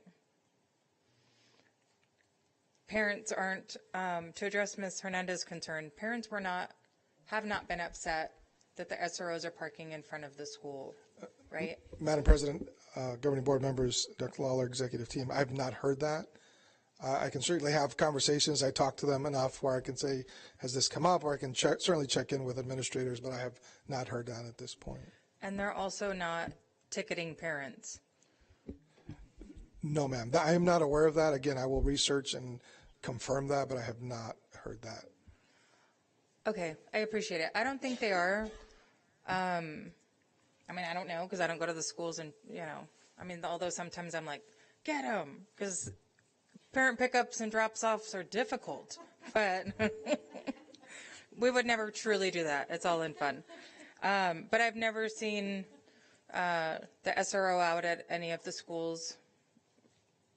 I always see the Tahoe parked, and, it doesn't bother me. It feels like within the walls of Cartwright and in our community, we've worked so diligently to create those positive relationships. And we work with our parent group. Ms. Martinez is always working with us, providing us feedback. And I know that if there was an issue at one of the schools, she would definitely let us know. Within our walls, it's a different environment when we have officers. And if we could help with the culture and climate outside of our walls, we definitely would. But I do feel like our SRO program is a great way to do it, because we do want our scholars to feel safe around officers, because we do need them. that's just the world that we live in. It's going to be a constant between us and, Chief Williams, and I appreciate that she's been so open and available to help us change and be a part of this as well. So I think that our administrator, Dr. Lawler, and principals that send a message out to them, I don't know that any other school district will do it. So that is, it's great to hear that we're doing things like that. So thank you. I just wanted to follow up with that. Great presentation. Go ahead, Ms. Hernandez.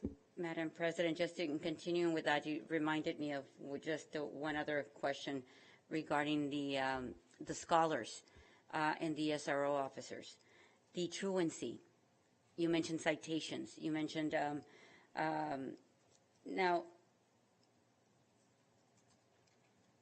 and I've always got to take a step back and look at the approach of what we're discussing and how we're doing it. Because when we decided to take on the social emotional learning and what that means and how we implement it and what that looks like, what that end product that it's a journey. I hope that in even with truancy dealing, there's issues, other factors in and around the family, what they may be going through. There's reasons, but I would hope that the ESRO officers are working with them versus just directly the citation. Because I go back and to answer the question regarding the citation still taking place, yes, they are. I've taken pictures. I've posted them on social media at times. Whether that is something that I could tie back to the school site, and there used to be a preference, and there were administrators in the past that had the approach, to help with the traffic. But I don't know if parents are going to be so forthcoming saying, I don't feel comfortable because there's an officer there because I don't have legal status. I don't think you're going to get that. But I think maybe in those small talks or whatever, you might walk away with something like that. But going back to the truancy at least. Mrs. Hernandez, Madam President, governing board members, Dr. Liana Aguilar, and executive team. We have taken the position during the global pandemic. It impacted us, and taking the direction from our executive leaders, and we have been really sensitive to make sure that we are doing welfare checks, ensuring that first of all, our families are safe. So we have been, quite frankly, very slow to issue citations the last 2.5 years. I've been surveying and reaching out to assistant principals, and there's families that are on the edge of the citation, but there always seems to be a compelling reason not to go to court. And I attribute that to we have been absolutely very sensitive. In some cases, we may need to end up in court, obviously, for the benefit of the child, absolutely. But if nothing else, we have been very sensitive to the fact that our families were grieving, our families were hurting through the pandemic. So we've taken a very careful approach. So I can tell you we have not been in a hurry to cite families, and I can tell you that with confidence. Thank you for the question. Thank you, Mr. Pena.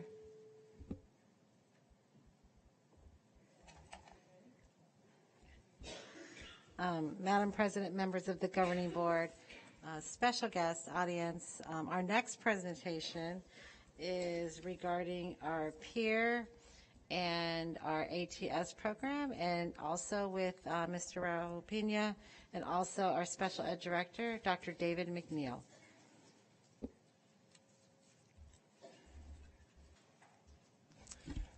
Good evening, Madam President, governing board members, Dr. Liana Aguilar-Lawler, executive team, and members of the audience. We are pleased for the opportunity to give you an update, and I appreciate Dr. David McNeil for being with us here. We'll introduce a couple of our colleagues, esteemed principals, Janae Britton, principal at Estrella Middle School, and Craig Corpedal, principal at Heatherbrae Elementary. We'll have them come up in just a moment, but I do appreciate them co-presenting with us. So what we have is a a brief update on where we are and where we've been with the RISE program, and a reminder of a big piece of what drives us is this core beliefs that we want to establish and reinforce and support safe and caring schools. The work of the Safe and Caring School Committee is still active and ongoing. The emphasis from the governing board about social emotional learning, safe and caring schools is alive and well, and this slide serves as a reminder of that. We are still very much focused on the course that you have established for us. First, a little bit of history of our programs. As some of you can recall and have visited in the past the Academy for Success. We were at Starlight Park. At Starlight Park, at AFS, in short, there was a variety of needs represented there. We had students with who had a variety of academic abilities, a variety of diagnoses, different individualized education plans, and they were all in one location at the Academy for Success as an extension of Starlight Park. The downside of that was the scholars had very limited opportunities for mainstream classroom experiences. They had limited opportunities for exposure to the grade level content, which is huge for their academic development. Also, there was limited opportunities for interactions with grade level peers, which ultimately means grade level models for their growth. Our scholars in too often traveled long distances from their home school, and we've addressed this at board meetings in the past. They were on buses to and from the Academy for Success to get to their location or to get to their programming. Our aim was to move away from the Academy for Success. The reason we did that was we wanted to move away from the most restrictive environment to the least restrictive environment. You'll hear that as a theme in our presentation tonight, to give our children the opportunity to engage in the least restrictive environment. Some programs that we'll be talking about. PEER is a program under the Special Services Department. Dr. McNeil will address that a little bit with more detail, and that stands for Promoting Educational and Emotional Responsibility. This program, the PEER program, serves scholars with a diagnosed emotional disability or other health impairments, but the key is we are focusing on helping them develop their social-emotional needs. Every scholar at this time currently enrolled in the PEER program at Heatherbray Elementary School has an IEP, has an individualized education plan. There is also a PEER component at Estrella. The other half of this slide addresses the alternative to suspension and AE, or alternative education programs, that are also a part of our continuum of support. The ATS program supports scholars who are serving a long-term suspension from their home school. A long-term suspension is 10 or more days. We've served scholars at ATS instead of having them at home without an opportunity. That's, again, something we've heard very clearly from our governing board. We want our scholars in school engaging in some type of intervention or support.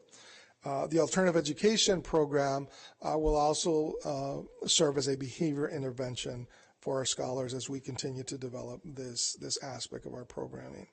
And again, our goal, our aim is to engage our scholars in the least restrictive environment. At this time, my colleague, Dr. McNeil.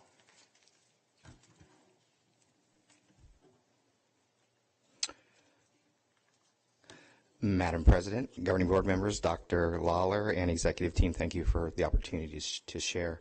There were two major reasons for the relocation of the PEER program to Estrella and Heatherbray. The first is that the specialized program would be under the supervision of both school principals while operating under the umbrella of the Special Services Department. Being under the work of the principals is significant. And the second is for the scholars to participate in special area classrooms, grade level courses, and of course all the extracurricular activities such as promotion, graduation, ceremonies, school dances, athletics, and so on. This is so crucial for the entire learning experience. It is important to point out, however, that our top priority was to provide educational opportunities for all scholars, as Mr. Pena mentioned, in the least restricted environment. This was a huge hurdle in our previous location. Some challenges that arose during the transition for AFS was mentioned before, with the ability that our scholars are in the least restricted environment and exposed to a multitude of opportunities. The next challenge was the seamless ongoing learning and professional development for both our certified staff as well as our classified staff. This learning obviously included the specialized training that was needed for them to be successful. The last challenge was addressing the shortage with staffing in general. Cartwright is and continues to be along with other school districts with the struggles with respect to filling these highly needed, highly qualified positions, both in our certified and classified assignments. At this time, I have the privilege of introducing Ms. Janae Britton, who is our proud principal from Estrella Middle School, and Mr. Craig Horpendahl, the proud principal from Heatherbrae. These two amazing principals will share some of their thoughts and experiences from this year's work with the program.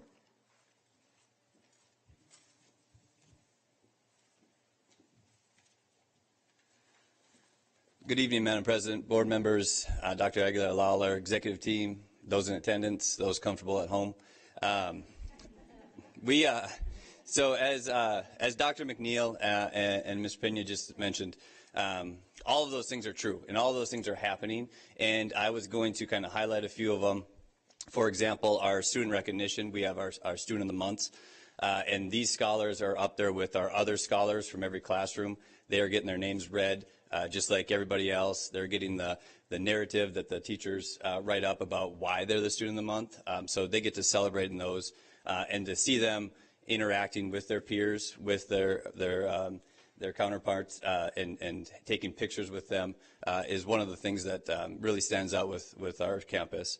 Also, you know, we have transitions. We have students transitioning into classrooms. We have we have our students going into special area classes, so art, music, PE.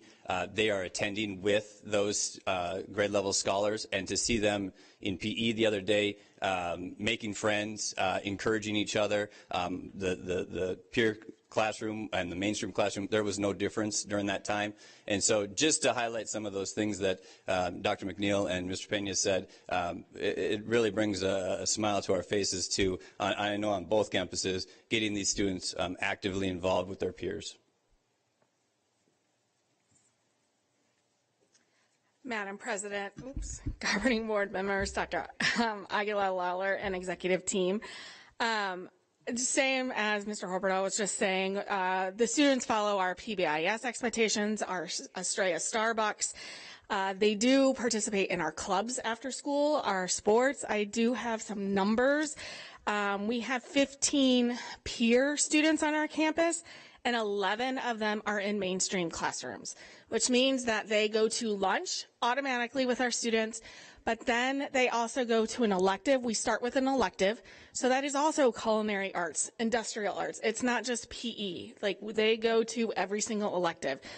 And then we had 5 out of the 15 who also participated in either anime club, a sports. We had one play football, one on basketball, and actually one on baseball and track and field. So we are working together to make sure that they're as integrated.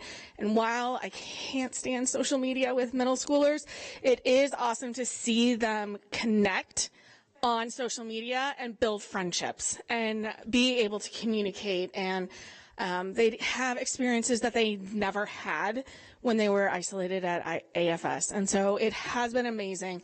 It's been wonderful. Their staff participates in all of our Staff of the Month, Employee of the Week, Star of the Week, all those different things that we have on campus. They participate and actively. You can ask Mr. Edwards. We do Find the Peep right before Easter break, and their staff was going crazy. And, you know, we've really stressed the difference too. And this, I just realized this as I just said it, it's not those kids, that staff, it's ours. We're all together. We're all one. And I know it's the same as Heather Bray.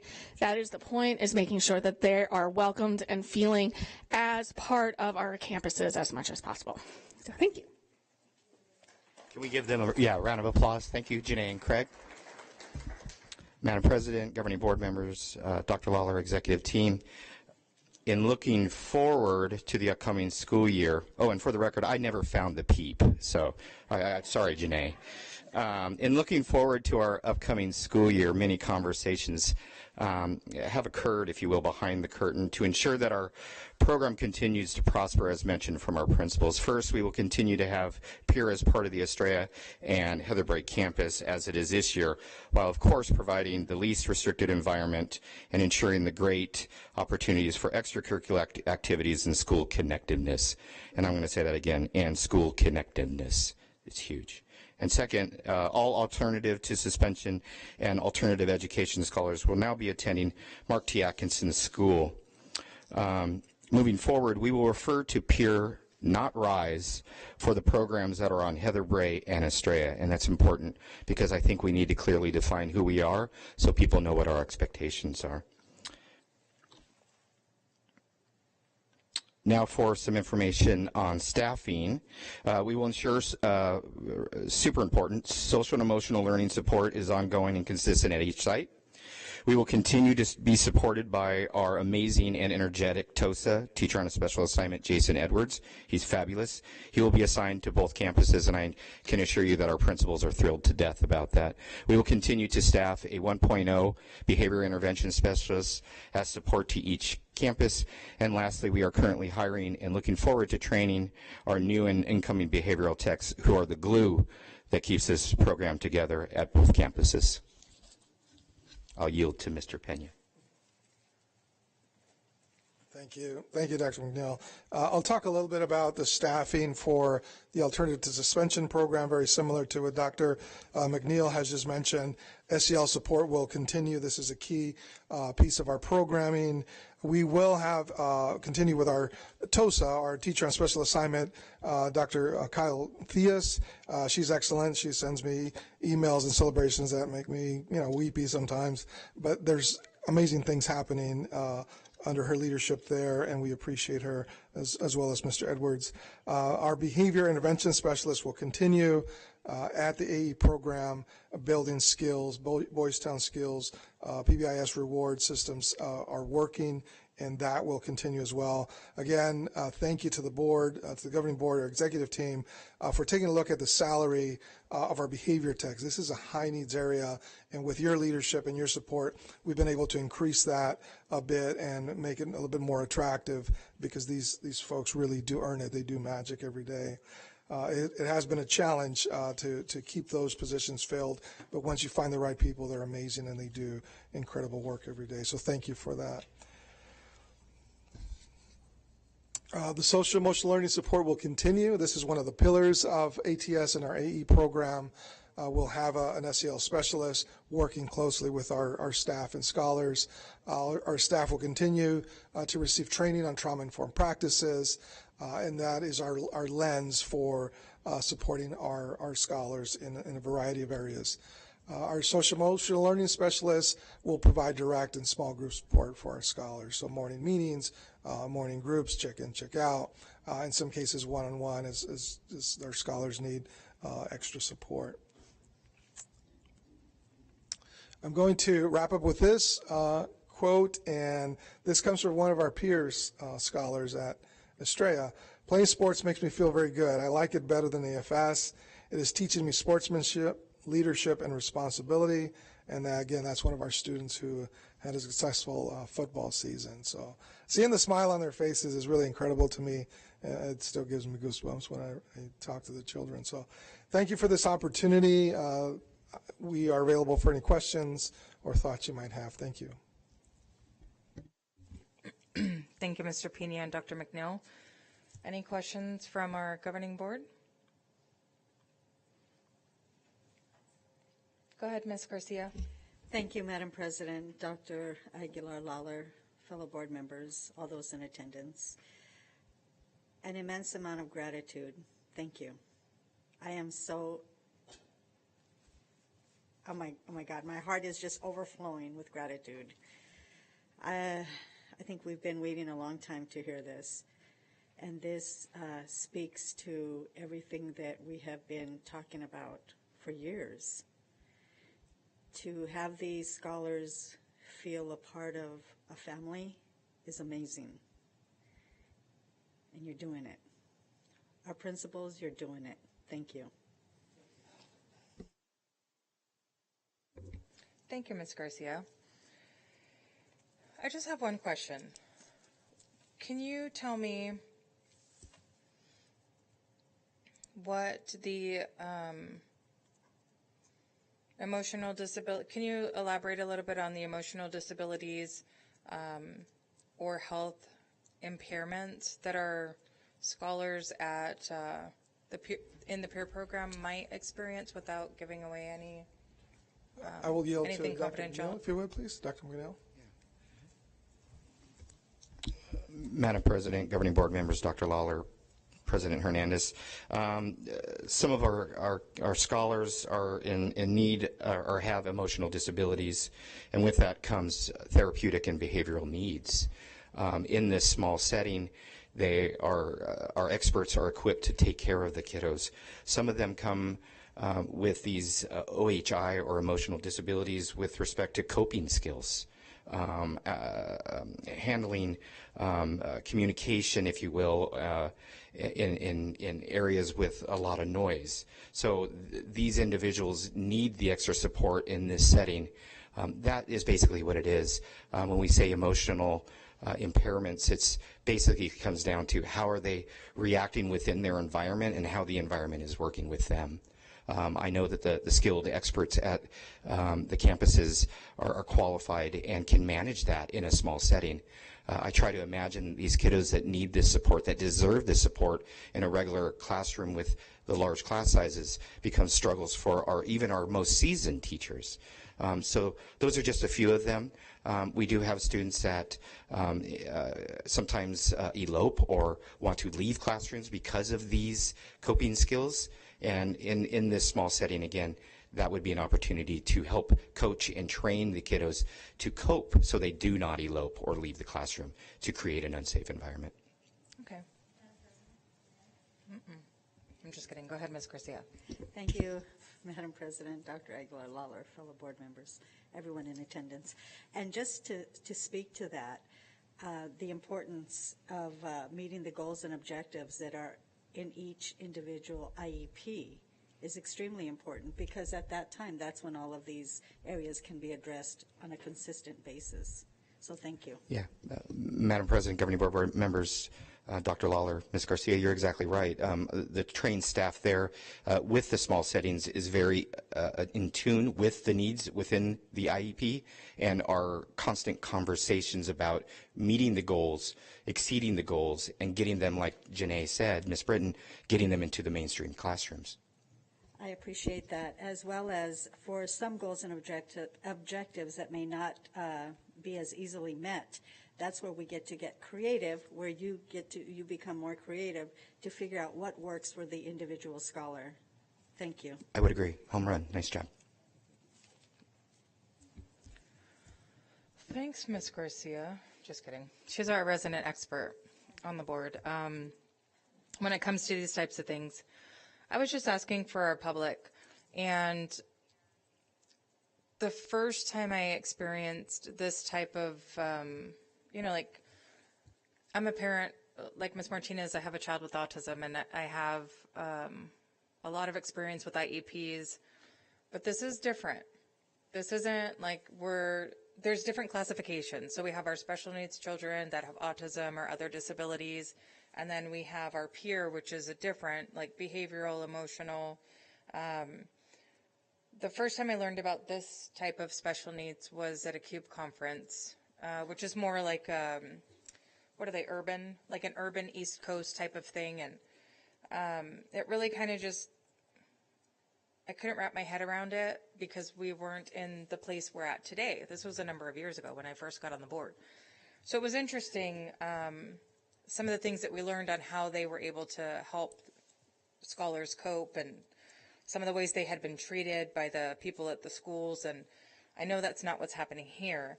So I just was curious a little bit more, like if it was things like bipolar, unspecified mood disorder, but your explanation was very helpful. I wish I had this program as a child. I would have been much better off if someone was able to help me understand the coping mechanisms and how to deal with your behaviors and all of the things that are, overwhelming in the atmosphere that other people may not even notice, or other scholars. It's just a regular daily thing, but for someone else, it's very debilitating. So I appreciate you explaining it. Mr. Pena. Madam President, and members of the board, and Dr. Aguilar-Lawler, executive team, I do want to say, to your point, is we do have some children who have some very high needs. And again, that's where the magic happens, and the trained professionals and the art therapy and the skill comes into play, because we do have some children who are vulnerable and have some high needs. But again, to get them to the place of crisis, to a place of de-escalation, to a place of safety, to a place of building that rapport with staff, it's pretty amazing. So absolutely, there are some significant needs, but the work that is happening there, I'll be honest with you, it's really amazing. So thank you for making that point. Yeah, it sounds like it's going really exceptionally. So thank you, Mr. Pena, Dr. McNeil. We look forward to future updates, and hopefully one day I'll be able to get out to go visit our scholars in the two programs. This has really been a dream of ours for a long time. I know Ms. Garcia has been on it for a long time, and it is really incredible to see it happening and to see it continue to improve. And I feel like the move is a really good idea for ATS to go over to Atkinson. I used to think that it'd be a really good idea to have just exactly what we're talking about right now. Our long-term suspensions, because we don't, the board doesn't like suspensions, just like everybody else, because it doesn't teach a child, it just removes them and puts them back more. But wouldn't it have been great if we had a classroom at Atkinson where they had a specialized teacher that could help with the kids that were on these long-term suspensions? And it's happening. So thank you for taking this on and for making sure that our scholars, regardless of the need, that they have the ability to be successful and the right people in their lives to help them. So thank you very much for that. I appreciate it. And if no other questions, thank you, gentlemen. Thank you, Mr. Pena, Dr. McNeil. Madam President, members of the governing board, special guests, audience, and those viewing on YouTube, executive team, and cabinet. Before I introduce Susan, I do want to let everybody know that as much as I would like to say that everything's perfect in our current RISE program, now it's going to be peer and ATS, it is still a developing program, and I am very proud of everybody. But Ms. Emma Haudegi and I tomorrow do have a meeting with the peer and the ATS, currently called RISE, but it's going to be different tomorrow, because we want to listen to their needs. And some of the people that are not able to attend have already sent emails to me, and such amazing staff members. Just they start off with all the great things, and then they have this wish list. And so I look forward to listening to them and helping to improve the program, because it is challenging and we want them to feel comfortable. So we are meeting with them tomorrow, I believe here in the district office, right? Okay. All right, thank you. So with that, I'm going to introduce Susan Doyle, our Executive Director of HR, our staffing update.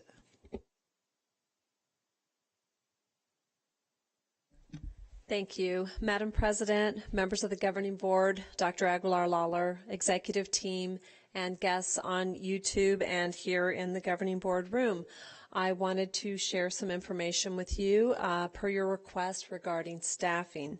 So I'd also like to say that this was prepared probably a week ago, and so there are some changes, and I'll try to address those as well. So currently, district-wide certified vacancies can look pretty daunting. And as mentioned earlier in some other people's reports, and we've known this and we've talked about this, hiring qualified staff has become more and more difficult. However, I would also like to say, since this PowerPoint was created, we've probably hired close to 10 more staff members. We're typically hiring between 5 and 7 people a week right now. And I will tell you that I'm just pleased that we continue to have applicants and we continue to interview and hire, because when I talk to my colleagues in HR across the valley, not everyone is in the same situation that we are in. So we are continuing to have applicants. We're continuing to screen and interview and hire those applicants. And that will be ongoing until we get everything filled. We did host our virtual job fair last Friday. We did have some good candidates come through. We simply wish we had had more. We were able to refer 2 teachers to principals with openings for interviews, and we were able to support 15 ESPs in completing and filling out applications for various positions. So we were happy about that. It was definitely time well spent, and I do want to give a shout out to the principals that were available to help us with our interviews and our screening. We just wish we'd had more people to share with them, but they were very generous with their time. And Dr. Heredia and Mary Lou Chavez really for setting up those breakout rooms and planning the whole thing pretty quickly and pretty seamlessly. We think we can continue to host those things throughout the years as we move forward in trying to hire people, in addition to going to those more traditional job fairs and looking at all those options for hiring quality staff. Additionally, we had talked about substitute teachers, and I'm going to have some more information for you also later when I come back up here again. But currently, we have 274 substitute teachers daily. This is mainly through contracted services right now. We do have access to 27 emergency substitute teachers, and we have only 5 substitutes currently who work exclusively with Cartwright. And again, we're going to talk about ways we'd like to see that increase and improve. The rest of our substitutes are through ESI, which is a contract agency. We actually had a meeting with them today, talked about a variety of topics, and again, I'm going to be sharing more about that later on. But we did have a productive meeting with them today where we shared some concerns. We talked about some things that are happening, talked about our needs as a district and moving forward, and we're definitely exploring other options and opportunities right now. Contract services and employee discipline issues. This has been a concern recently just because we've had 2 recent things occur. I want to share with you, though, that ESI employees and anybody from a contract services company who works with our district must follow our governing board policies and procedures to work for us, regardless of whether they are a contracted employee through a company or our employee. They are held to the same standards for our policies and procedures. If employees violate policy, they are dealt with immediately through our human resources department and also the contract company who is supportive of us in the things that we do and the processes we follow. If there are egregious policy violations, we always make a report to the investigative unit at the Arizona Department of Education, and we follow up on those things with fidelity. Student safety and well-being in the pursuit of education, #1 priority. We have to ensure that our scholars are in safe and secure learning environments with appropriate supervision, and we do that. So, any questions regarding that very brief update? Thank you, Ms. Doyle. Any questions? Go ahead, Ms. Hernandez. Yes, I do. Thank you, Madam President, fellow board members, Dr. Lawler, executive team, those in the audience and those watching. Just a word that got my attention in your presentation, and thank you for that. The word must adhere. And you're referring to the outsourced agency that's providing us with staff. What is being, and I'm not seeing it, don't know. What is currently being provided? What is the procedure? Do we leave it up to the agency to bring them up to speed in terms of our policy, or when they're on campus, is there an orientation? What does that look like? There's a partnership with the agency, and there is a vetting process with the agency. And in fact, it's a very timely question, Ms. Hernandez, because I learned much more about that today as well. They definitely do the background checks that we do here. They definitely require IVP fingerprint clearance cards for all of their staff. They also follow the standard policies that we follow that are recommended to us for the Arizona School Boards Association. And so they do provide training on the overview of policy. They do also provide training on expectations for staff. They do modules on classroom management, particularly for those people new to education and not perhaps a retired teacher that's coming in to substitute. We provide the same thing at our end as far as policy overview. We have not provided onboarding for contract services, but that's one of those things we're looking at changing for next year. And so again, that's something that I'm probably going to talk a lot more detail later on, but there are processes in place. The policies from the Arizona School Boards Association are pretty uniform across Arizona. And even if there are slight differences, the discipline policies are the same. GCQF, which governs policy for discipline, dismissal of certificated staff members, is uniform across the state. And just a further question regarding those staff hired by an outsourcing agency. So this is what's going on. And so let's say we have an individual that comes on campus to perform his job duty and comes to school dressed in a, cut off blue jean shorts. What happens? We would tell the person up front our expectations for professional dress. And so they would know if they weren't meeting those expectations, they would be sent home from the campus. If nothing else, to change clothes. But the administrators do an awesome job of communicating with us in human resources so that we can reach out to the contracting company and say, this is what's going on, we're sending this person home. And they've never not been supportive. In something like a dress code or a professional dress situation, it's probably not as concerning, but we still expect people to meet our expectations and our guidelines, and we would ensure that they did so. And the reason I bring that up is that because I remember in previous discussions regarding board policy pertaining to dress codes and things like that, the language, anything that disrupts the course of business in the classroom or the learning or teaching and learning, right? Yes, you're absolutely right. You cannot disrupt the learning environment of a school or a school district. Okay, thank you. Thank you. Thank you. Any other questions or comments? All right. Thank you, Ms. Doyle. Thank you. I appreciate the presentation. Thank you, Susan. Madam President, members of the Governing Board, executive team, those in attendance, honored guests, and those watching on YouTube, I have a couple celebrations and announcements. First, I'd like to congratulate former Estrella scholar Zelia Ibarra. Zelia was recently named the Female Athlete of the Year at the University of South Carolina, and I know I'm not going to say this right, I practice, Salkehatchie. She was a 3-season athlete on volleyball, cheerleading, and track. Congratulations, Zelia.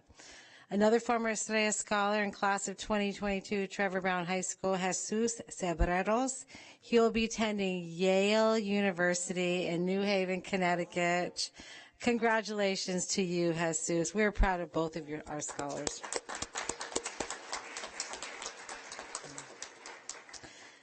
I had the opportunity to attend the Earth Day Festival at El Oso Park this past Saturday. Thank you, Chispas, for organizing this wonderful event to celebrate and bring awareness for our environment. There was a huge turnout. I would like to thank the event took place on Saturday the 20th at El Oso Park. I had the pleasure, they were working on launching their Green and Clean campaign to provide a vibrant and safe space for our community. I also want to say thank you to our Public Relations Department, Alma, and her team that put a table up, and I saw a lot of people very interested in the Cartwright School District at the event, so bringing them back. And also to Dr. Juan Medrano, who was also invited to the event and also attended, and to Vice President Lopez for attending this event for me. I didn't know I was going to be asked to speak, and he graciously came in and did translating for me, so thank you for that last minute. It was an honor. We had our last Parent Advisory Council meeting last Monday. I want to thank all the parents on PAC for your dedication, your advocacy for the betterment of our schools. You've been great partners. Congratulations again to President Laura Martinez. I don't know if PAC would have been so successful without you. And of course, Alma. Thank you also to Ms. Garcia for attending the meeting on Monday night as we gave out certificates, and also for President Marisa Hernandez. The two of them have been at our meetings quite often to listen to hear what the parents are saying, and I know that's been very helpful in decisions here at the dais. I know PAC President made a shout out to both of you on Monday, so I wanted to make sure I included that. They really appreciate it. And finally, next week is Staff and Teacher Appreciation Week. There are no words to express the gratitude and appreciation I feel towards our Cartwright teachers and our staff. On behalf of the governing board and district leadership, food trucks will be on campuses all next week to celebrate and honor you, all of our amazing staff. Thank you.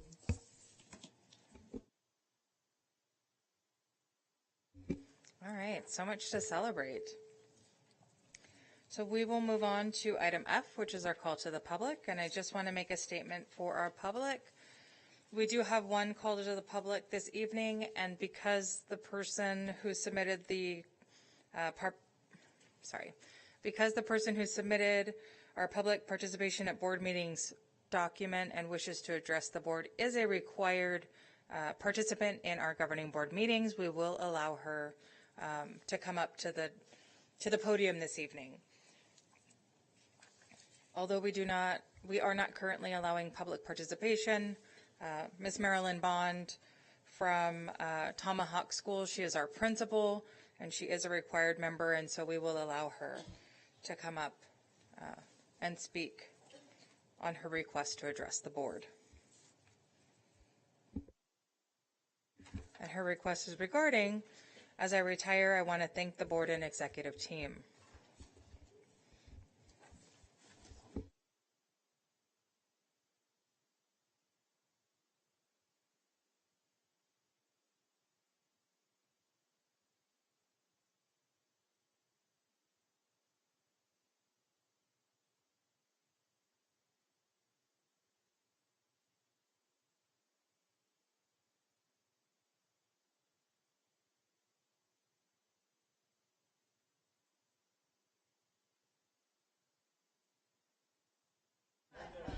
It has been. It was like, oh, work. Good evening, Board President Hernandez, members of the board, Dr. Aguilar Lawler, and executive team, and my colleagues, and those in the audience, close and far. I wanted to take a moment this evening to thank you for the opportunity to serve the Cartwright community for the last 16 years. It has been my honor to serve as the principal of Tomahawk. I want to thank the staff who worked alongside of me to provide all of our students the high level of education that we expect and that our students deserve. I have been blessed to serve Tomahawk's community that is united and strong and focuses on student learning and student achievement, for which I am very proud. I want to take a moment to thank the amazing staff at Tomahawk. I want to take a moment to thank the families that over the last 16 years trusted me with their students, their education, their well-being, and to develop them into the 21st century students that I know they are and will become. Tomahawk will always be a special place in my heart. I thank you for the opportunity to serve, and know that as I leave, I leave Omaha community with a sad heart. I will miss everyone there, but with a joyful heart because I will be able to be a full-time grandma. I want to take my grandkids to their school, pick them up. I want to go to the ocean in the Dominican Republic. I want to travel in different parts of the country. And I also want to find my new door that I will walk through where I can continue to serve and be a champion for kids. Thank you, thank you, thank you so much for choosing me to serve our community.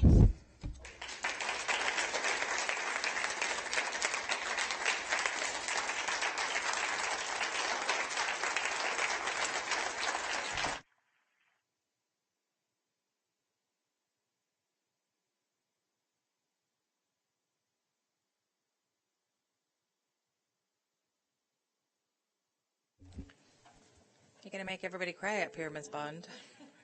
Thank you. That was our special guest, who was so special that I even forgot to read the admonition. So I'll read it. Should I read it, Linda? Maybe? Okay. Well, because it's part of the process. So item 1, consideration and possible discussion of comments and complaints from the public. The governing board will not take any legal action on matters raised during this portion of the meeting unless the comments and complaints pertain to items included on the agenda. A 3-minute time limit is set, and we are asked to adhere to this limit. Time allotments are for each individual comment and may not be transferred. The governing board may direct staff to study matters raised by the public or to reschedule those matters for future consideration, discussion, and possible action at a later date. Thank you. And so now with that, most beautiful call to the public, we will move on to item G, which is our consent agenda. I'd like to make a motion to approve the consent agenda as presented at the Cartwright Elementary School District regular governing board meeting of Thursday, April 28th, 2022. Do I have a second? Madam President? Yes, Ms. Garcia. Before we continue with this, may I, approve the consent agenda for the April 28th, 2022 regular governing board meeting as presented and recuse my vote for only item G17 on the current, consent agenda. Do you also have a motion? A second. Second. Thank you. So that is your motion and then your vote. Thank you. All right. So now we will move on. Oh my goodness. We're doing a roll call vote. I need my brain to slow down. Governing board member Ms. Lydia Hernandez, how do you vote? Madam President, we will have discussion after the vote? No, we would have discussion now. Now, okay. Then, although I'm in favor of approving, but I would like to vote in support. I vote aye, but I'd like to explain my vote, and I have a couple of questions just for clarification.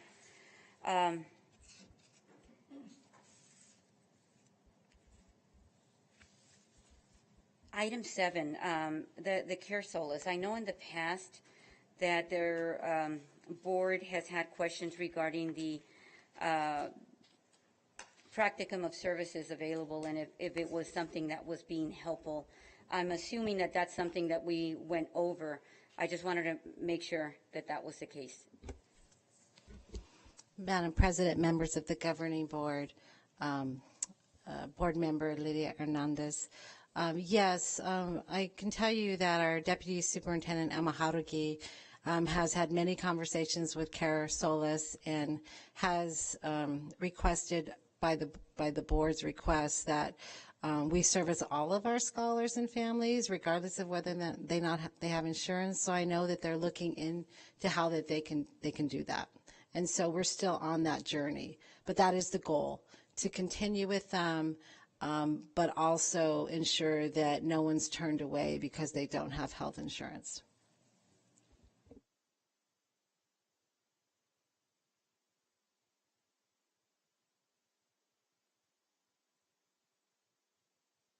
Turn it on and not turn it off. Can there? Where's Ms. Bond? I'm probably doing the same thing. Number 15, the approval of Deputy Superintendent of Human Resources for the 22-23 school year and revised job description for the Deputy Superintendent of Human Resources. A question, and I might have missed the meeting, but this is a position that we term the assistant superintendents on the executive team. Did we, I probably missed it, have a meeting where it went from assistant to deputy? And what does that mean? Is it? Madam President, members of the governing board, board member Lydia Hernandez, do you recall we had Dr. Ceci Mayas? She was a deputy superintendent of HR and building and operations. And so we didn't eliminate the position, we just didn't fill it. We went with assistant superintendent and kind of split that position.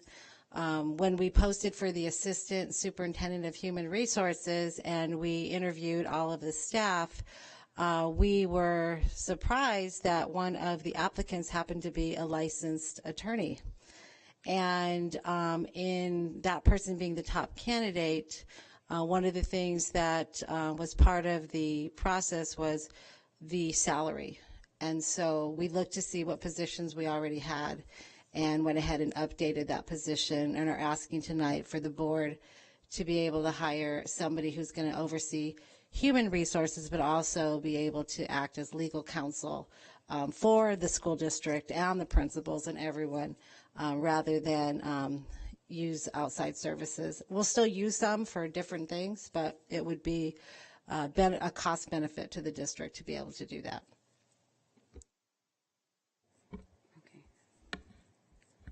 A surprise, but this is, if I'm not mistaken, we have a person that has served in that capacity as attorney for the district on hire for special projects or something in the past. So he's not so new to the district, right? So. Right, not new to the district, but that is correct. But has also served as assistant soups or deputy soups or some kind of in other school districts.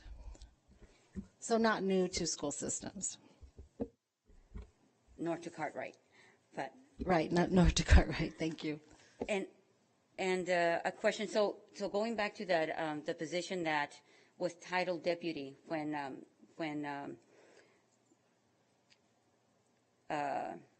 Dr. Cecilia Mays had it, what did the term and the difference mean? Was it applicable to her as well? Not an attorney, but what's the difference between the deputy and the assistant? It's just the extension of the additional license, let's say. The depth of the position, not necessarily the license, but just the depth of the position. Okay. So this is going to be different than the previous HR assistant superintendent position? That's exact, yeah. We will not have an assistant. We won't have two people. There'll just be one deputy.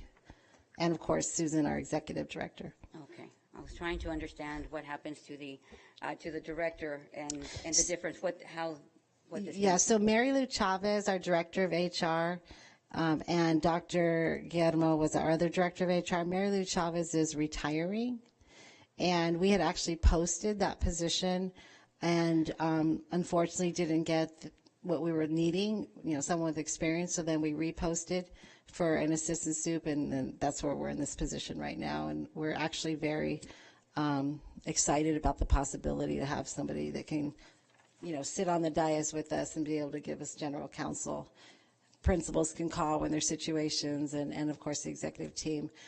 We spent a lot of time getting legal guidance, and so we also feel like this is going to save time as well.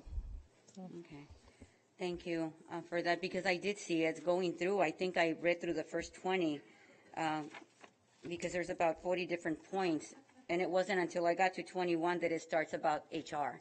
And I'm going, this is all legal guidance, professional development, governing board policies, in terms of relationship to the board, facilitates communication with the trust, financial officer for bond, capital needs, renders legal opinions upon request to the governing board, legal assistance in drafting legal documents, board policy and regulations, resolutions, applications of diverse kinds, and other legal memo of understandings upon request, keeps abreast of legislation, legal guidance, documentation, conducts research and prepares reports on various topics, so there's a lot of broad words in there, reviews district contracts, coordinates legal matters with outside counsel, monitors legal services provided by the district outside counsel.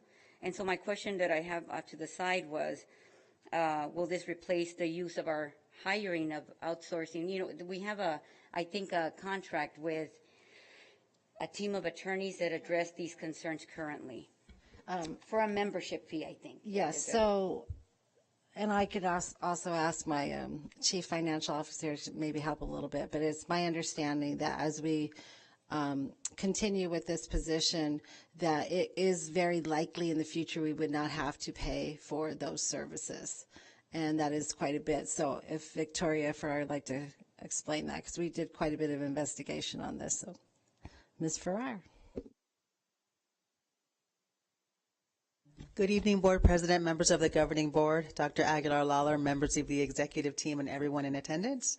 We have prepaid legal services through the Arizona Risk Retention Trust, and that's, we can procure services from, a variety of different law firms that specialize in school finance. And we've, doing it this way, actually having an in-house legal counsel will save us a considerable amount of money. We're over about $300,000 just this year in attorney fees. So that's, it's gonna considerably help. Now we will still have to contract outside for very few things, very specific things. But we do spend, this would really help the district reduce some of those costs. Thank you for that. It's still concerning to me, only because there are a lot of different, I think within the law and practice, there's a variety. There's so many different avenues that we would employ, not just legal counsel, the policy, board governance, things like that. But there's other liabilities, and which is why we have the trust. But that was one, and I wanted to make sure I understood the scope of the position. Then it says attend superintendent's meetings and serves actively to improve communication, cooperation, and planning in the district. Cooperation. Ms. Hernandez, he would be part of the cabinet, just part of the leadership and executive team, working with all of us to make sure we communicate, just like we do as a collaborative group. So with the other departments. Okay. I said actively improve communication and cooperation. I'm going, how? but I thought I'd ask. Engages in advocating, promoting, and securing the rights of all persons with particular reference to employees of the district.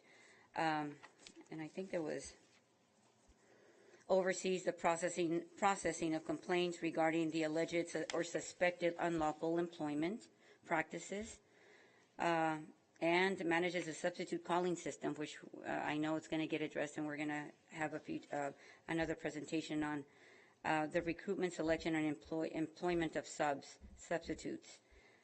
There's a lot. There's a lot under this, which is also concerning, because going back to, it's just the grand scope. Oversee there, and it might seem, and maybe it's just language that goes into like a standard of language that goes into a job description, but because it is different, and because there was time and a lot of research that went into it, just thought I'd ask. Oversees a communication system for keeping all stakeholders informed. Public relations, there was something on, public relations leadership and CFO with all public relations and information issues that may arise. Do we currently still have the other position? We had a previous position that oversaw, I think, the director of public relations. Is that person still employed, or the position still here? Our public relations directors, that's the one we're referring to. Yeah.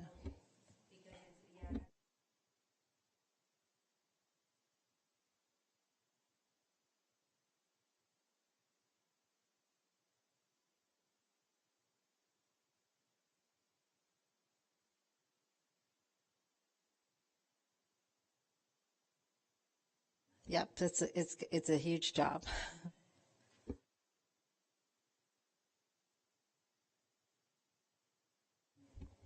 I just wanted to point out really clearly that we do not have, Dr. Aguilar-Lawler, fellow members of the board, dignified everyone that's in the audience, and our families participating on Zoom. We do not need a special meeting to discuss if we're going to change a position.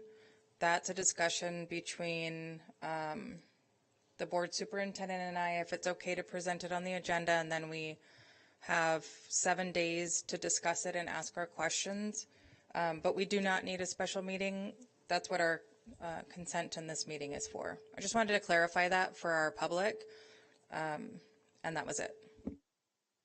Thank you, Madam President. As I will reiterate, as in past, it's not new, but I've always felt that under the consent agenda, in this case, it might have what? How many items? So many and important and critical, such as budget, procurement, changes, revisions to policies that are bundled up, that are quite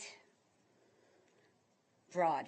And I think it's worth a discussion only as this board is so much in favor of transparency, just so we make sure we don't get those questions, and we've discussed it openly, because although I respect the process of the, as a board, we are only responsible for one employee, and I understand that.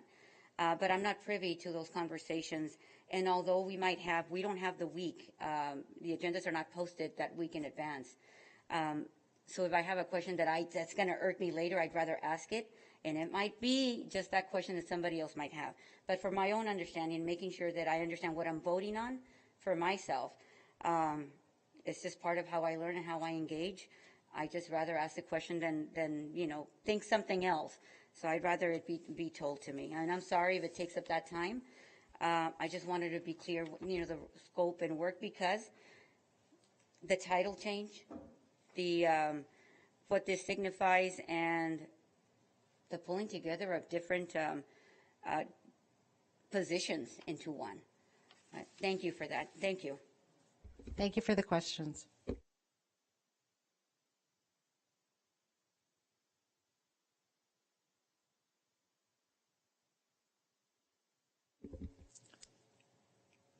Do we have any more discussion?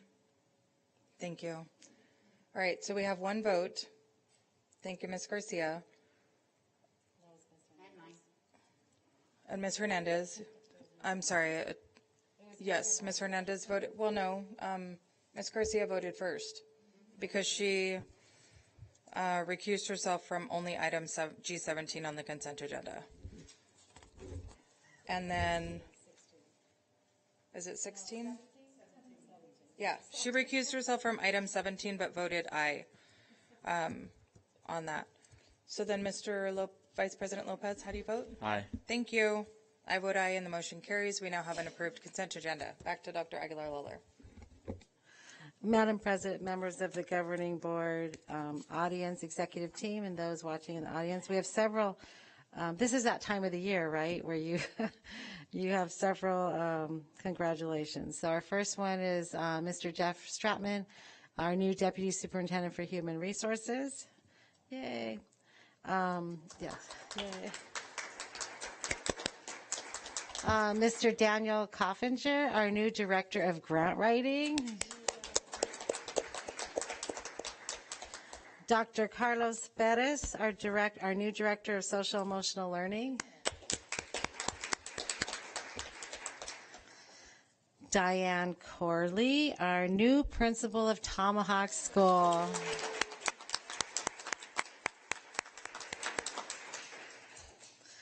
And we have some assistant principal assignments we'd like to share.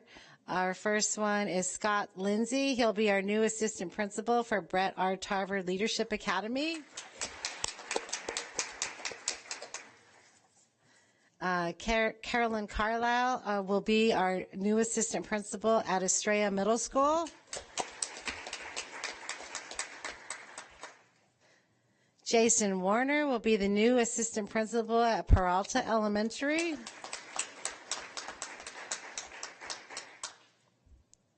Estela Avila will be the new assistant principal at Sunset Elementary. And we're still filling our TOSA positions, but for now, our new TOSA at Marty Atkinson Middle School and Gifted Academy, Mr. Bradley Pelton. And our TOSA at Starlight Park College Prep and Community School, Patrick Masura. A couple other transfers. Of course, Derek Etheridge was our Director of Federal Programs. He is now being transferred to our Director of Business Services. And we have an opening at Davidson, not yet filled because our former principal, well, you're still the principal till, you know, end of this. We got his thumbs up for those of you who don't see it. Our new Director of Federal Programs and Grant Development, Mrs. Christine Tamayo.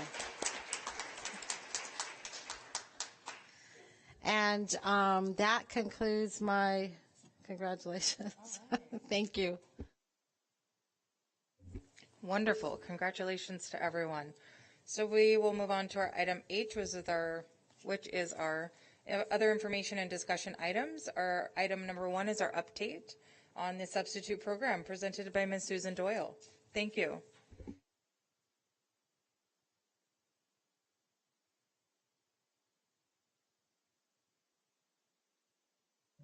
Thank you, Madam President, members of the Governing Board, Dr. Aguilar-Lawler, executive team, and guests. So just kind of elaborating on what we mentioned earlier, we have had some concerns, most recently with a couple of situations with substitutes. And we do understand, you know, education is a microcosm of the community, the world we live in, and you can have those issues. But we still want to make sure that we are doing our due diligence and exploring other opportunities. And one of the things that we have talked about is the possibility of just having our own substitute pool of teachers here in Cartwright. And that's something we're definitely interested in exploring. You know, bring those Cartwright substitutes back to Cartwright. A lot of substitute teachers, particularly if they're retired teachers, want to go back to the places they're familiar with and the places they know, and people consider Cartwright their homes. And we'd like to welcome them back to working for us instead of having to go through a contract agency. So that's something that we're definitely exploring right now. We've also talked about, as kind of mentioned earlier from one of your questions, Board Member Hernandez, that we'd like to have a better program for training our specific people for our specific needs and schools and scholars. And so we're talking about implementing something that, I don't want to call it this if we're going to change it, but a substitute academy where we're training people and teaching people and helping people to understand our expectations for them and for their success in working at our schools and with our scholars. We're also looking at, you know, the work for insurance people, perhaps training ESPs who have retired and might be interested in coming back. And I will tell you that the Human Resources Department, particularly Michelle, has done a really nice job of helping people find those alternative pathways for certification. But we want to make sure we're just getting people in those positions in our schools and on our campuses that know what we want from them, that know how to meet the needs of our scholars, and that are willing to work with our administration across the district, because substitute teachers are valuable to our district, but they're very important to our scholars, and we want to make sure that we have the right people in those positions. So it's something that we're really exploring right now. What are other opportunities that we can utilize to make sure we have the best people in our schools, on our campuses for our scholars? So that's just kind of a preliminary notice about what we're looking to explore and looking to come up with to support our district as best we can. So if you have any questions, I'm happy to answer them. Awesome. Thank you, Ms. Doyle. I'm sure the board will have questions. Ms. Hernandez? Thank you, Madam President, fellow board members, Dr. Lawler, executive team, those in the audience and those watching. I like what I'm hearing. The training module. I think that the ESRO officers would be great if they would, go through that as well, just only because that's more supportive. I'm just thinking back to, I think as I shared with Dr. Lawler, I had been out just engaging in so many conversations. And although, and I can say it publicly because, I'll listen to the concerns and I'll report them.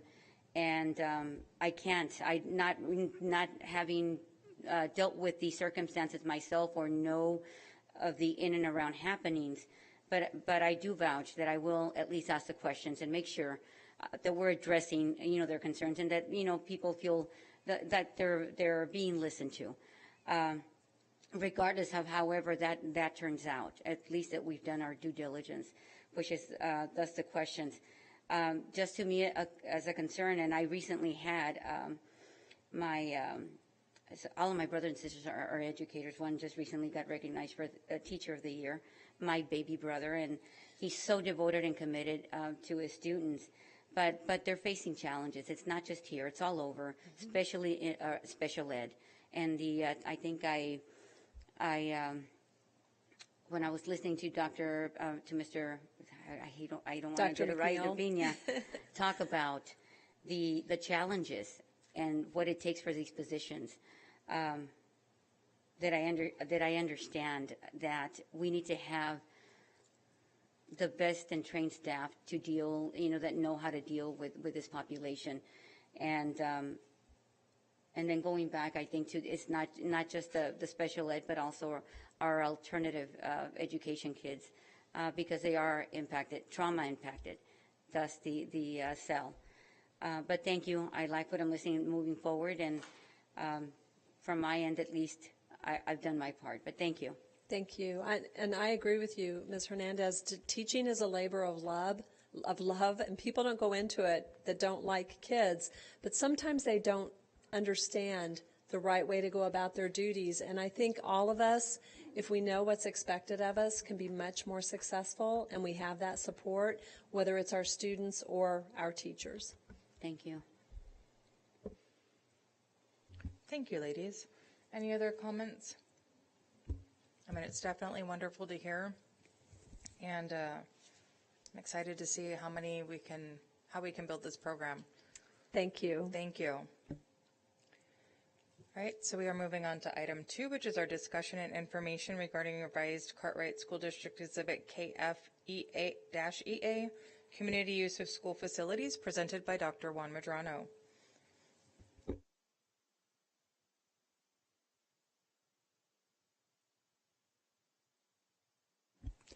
Madam President, members of the board, Dr. Aguilar-Lawler, executive team members, and audience in attendance.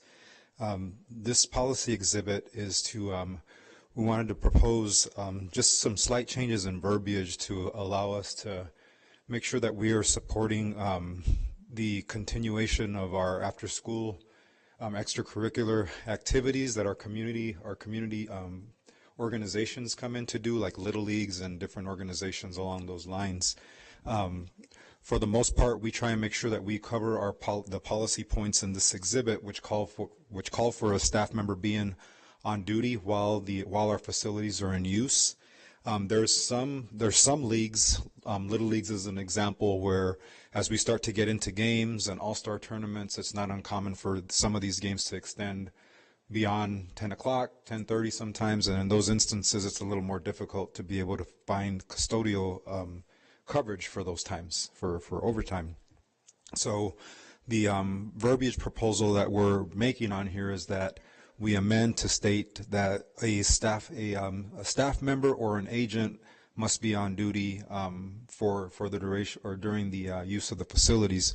What that would allow for is in those instances where, in particular in our facility where it's kind of a standalone isolated athletic facility where we can still secure our main building and alarm our main building, but like in our Little League fields at Holiday Park, and as an example, the concession stand has its own restroom, so it's pretty independent of the rest of campus.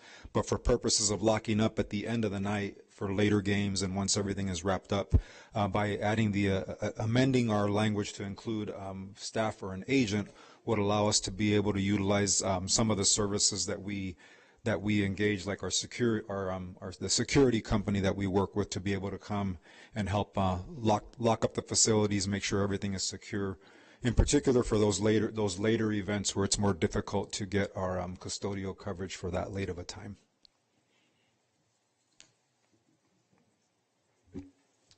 Thank you, Dr. Medrano.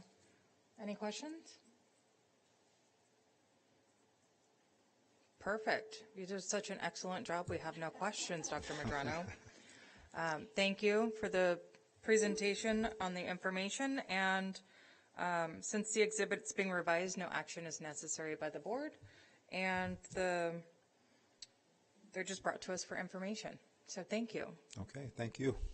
Our scholars can continue doing what they do and being awesome out there without worrying about if someone can lock up. So thank you.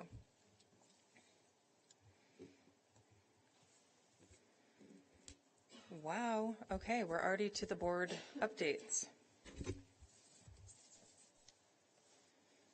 It's only 7:49. Okay. We're on to item 3, board updates. I'm sure no one's going to complain about that. Not me either. Let's choose who goes first today. Vice President Lopez will be going first this evening. Thank you, Mr. Lopez. Thank you, Madam President. Dr. Aguilar Lawler, fellow board members and executive team, and those in the audience. I think as mentioned earlier, we did have the opportunity to attend the Chispa event last weekend. Great opportunity. We had families come to our table and ask questions about our district, so that's always a plus. Parent meeting yesterday went well as well. I think as a parent, I will be always concerned too about my kids traveling, so I was happy to see that parents asked questions and they felt comfortable with all the staff that was there. I anticipate a good trip for the students. And other than that, I'm looking forward to our next board meeting so that we can report all the wonderful opportunities the scholars had. Next week is Teacher Appreciation Week. Thank you to all of our teachers and staff and all the educational leaders at the campuses. Definitely without you, we wouldn't be able to move forward as a district, so thank you. And that will conclude my update. Thank you. Thank you, Vice President Lopez. You ready, Ms. Garcia? Okay, go right ahead. Thank you, Madam President, Dr. Aguilar Lawler, fellow board members, everyone in attendance, both physically and online. I just actually wanted to extend gratitude for being a part of the retirement ceremony. I would like to wish everyone an abundance of joy and love, of course, in your new journey. And for those of you who will be remaining with us, we are welcoming you back with open arms. And Marilyn, you almost made me cry. Lots of love coming out for you, for everyone. And as for teacher appreciation, we are very thankful and humbled for your service, and we will continue to be of service as well. Thank you. Madam President, that will conclude my update. Thank you, Ms. Garcia. All right, Ms. Hernandez, would you like to go next? Thank you, Madam President, fellow board members, Dr. Lawler, executive team, those watching and those in the audience. I'm just glad to be here. I did want to express my apologies for not having been able to attend the retirement dinner. And there are probably going to be a few future events. I know I've got a brother-in-law that's got pancreatic cancer, so we've begun, and it's as we move forward. But I do the best in trying to make our meetings, and so far, I think, Linda, thank you for those, for keeping me on the. I had questions about what was happening next, and I almost thought the retreat. I was missing the retreat on Tuesday, so got the clarification, and so I'm on board. I'm just glad to be able to be here and continue, to advocate for our children, our parents, our staff, and always just trying to do the best that I can to apply my due diligence in everything that I do, including just listening and hearing, even when I cannot, I'm not responsible for that resolution. But I continue to be, moving forward in this position. Thank you so much. Thanks for the opportunity. Thank you, Ms. Hernandez. I'll keep my update brief. So congratulations to Ms. Marilyn Bond. We are definitely going to miss you. Thank you for the parting gifts and, for almost making all of us cry. But we are so happy for you to be a grandmother and enjoy your grandbabies and live the dream. And I know you'll find plenty of ways to encourage others, and your grandchildren will have the most incredible grandmother and leader, and there's no words. It's such a great opportunity. And while we'll miss you, we'll be so happy for you. We'll be so happy for you. I also did get a chance to attend the retirement celebration. So I am very grateful to all of our educators who have given us so many years of service and who allow us to be there and celebrate alongside them and enjoy a good meal. It was nice to see our CEA there this year. Yay, CEA! That was definitely different and very much in alignment with our Cartwright familia here, so that was awesome. So thank you, and I hope to see you at future events as well. That was a great collaboration. And really grateful to be able to attend the Washington, D.C. trip with the Glenelg Downs. There you are, the president and vice president, because we're so cool. We're the best team. We are going to be going with as chaperones and helping with the scholars, and I just feel very honored, as I'm sure Mr. Lopez does as well, that our parents entrust us with their scholars in a different state and on a plane and various modes of transportation. And so we're just so grateful to them for entrusting us with their most valuable thing that they have in their lives, which is their children, as all parents feel. And as a parent, I can totally understand the nervousness and the fear and the anxiety that you can have when your kids are going somewhere with someone that you don't know. And so I appreciate us being able to attend the meeting last night, speak to the parents. The scholars will be chaperoning and hear their questions and be able to remind them not to forget their toothbrush. So I'm just really grateful for that opportunity, and it shows how far we've come as a board, where your president and vice president and board members are going with you. It just shows how much of a family we really are, and so thank you. And I'm excited to bring back information with Mr. Lopez. He's going to outshine me, of course, which is okay. He's so shiny, I got to wear my sunglasses. We've got a good little rivalry going here. But I can't wait to share it all with the scholars and all of the, Ms. Nash and Mr. Alvarez and our superintendent, Dr. Aguilar-Lawler, who's attending as well. It just really feels like a family going, and I'm so excited to share those memories and all of the different opportunities that have been created for our scholars to be there with them, to experience that, and bring all of that back for everyone here to be able to view, and all of our parents and our community out there who watch us on YouTube and follow along with us. It's just amazing. And also to say thank you so much and express gratitude to our Parent Advisory Council President. This is your last year. And I feel the same way as Dr. Aguilar-Lawler. The world may never know, and we won't, what it would have been like if we didn't have you as our PAC president for the last 4 years. And it's been an honor serving aside you. And I look forward to continued collaboration with you here in the district. I can't wait for you to get your teacher certificate. You're doing amazing. And I just know that you'll find ways to be connected, even though your kids are going into high school, your last one's going into high school, and I totally understand. So we're just so grateful that we've had this opportunity to learn and grow beside you and our parents. So thank you. And as always, I appreciate everything. Our board appreciates everything that you all do. You guys are amazing. We strive to be just like you, and we love to learn alongside you. And with that, I will conclude my update. Thank you. I can get long-winded. Sorry, everybody. Ms. Garcia tells me after the meeting. And I know everyone's waiting for this to keep going. So our next item, they're like, come on. We love you, Ms. Hernandez, but let's go. I'm telling it to myself, too.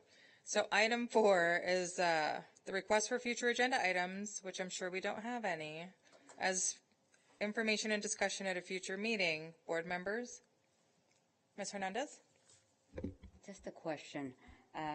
Madam President, fellow board members, executive team, those in the audience and those watching. Just a question. When we have an item that we have on the agenda, either we vote or not, or even if it's a presentation, there's always an executive content. And it explains the workflow as to, the proposal, how it went, the channels, who ended up, who approved it, this and that.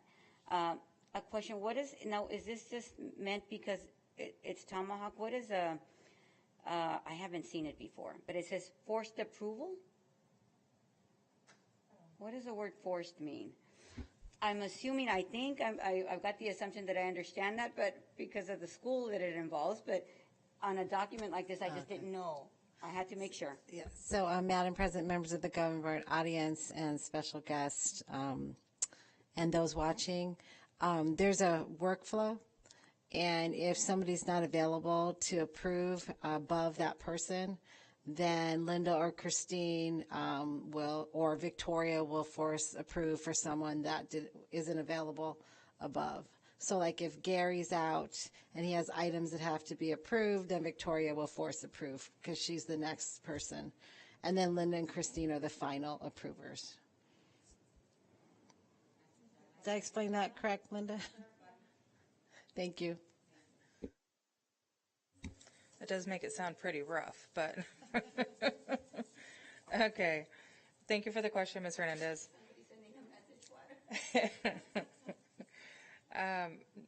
Wow, nothing? All right, so we're moving on to the best item. No, it's not. The announcement of second best. Announcement of future meeting date and other routine information concerning the governing board. A special governing board meeting, governing board retreat, will be held on Thursday, May 19th, 2022 at 5 p.m. The next regular governing board meeting will be held on Thursday, May 12th at 5 o'clock p.m. at the Cartwright School District Boardroom.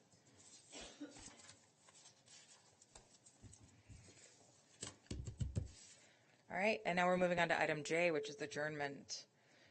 I'd like to make a motion for adjournment of the Cartwright Elementary School District regular governing board meeting of April 28th, 2022. Do I have a second? Second. Thank you, Mr. Lopez. So we do have a motion made by myself, Ms. Hernandez, second by governing board vice president, Mr. Pedro Lopez. Ms. Garcia, how do you vote? Aye. Thank you, Ms. Garcia. Governing board member Hernandez, how do you vote? Aye. Thank you, Ms. Hernandez. Vice President Lopez? Aye. Thank you. I vote aye as well. Motion carries. Everybody have a wonderful evening. Let the record reflect that the meeting is adjourned at exactly 8:01.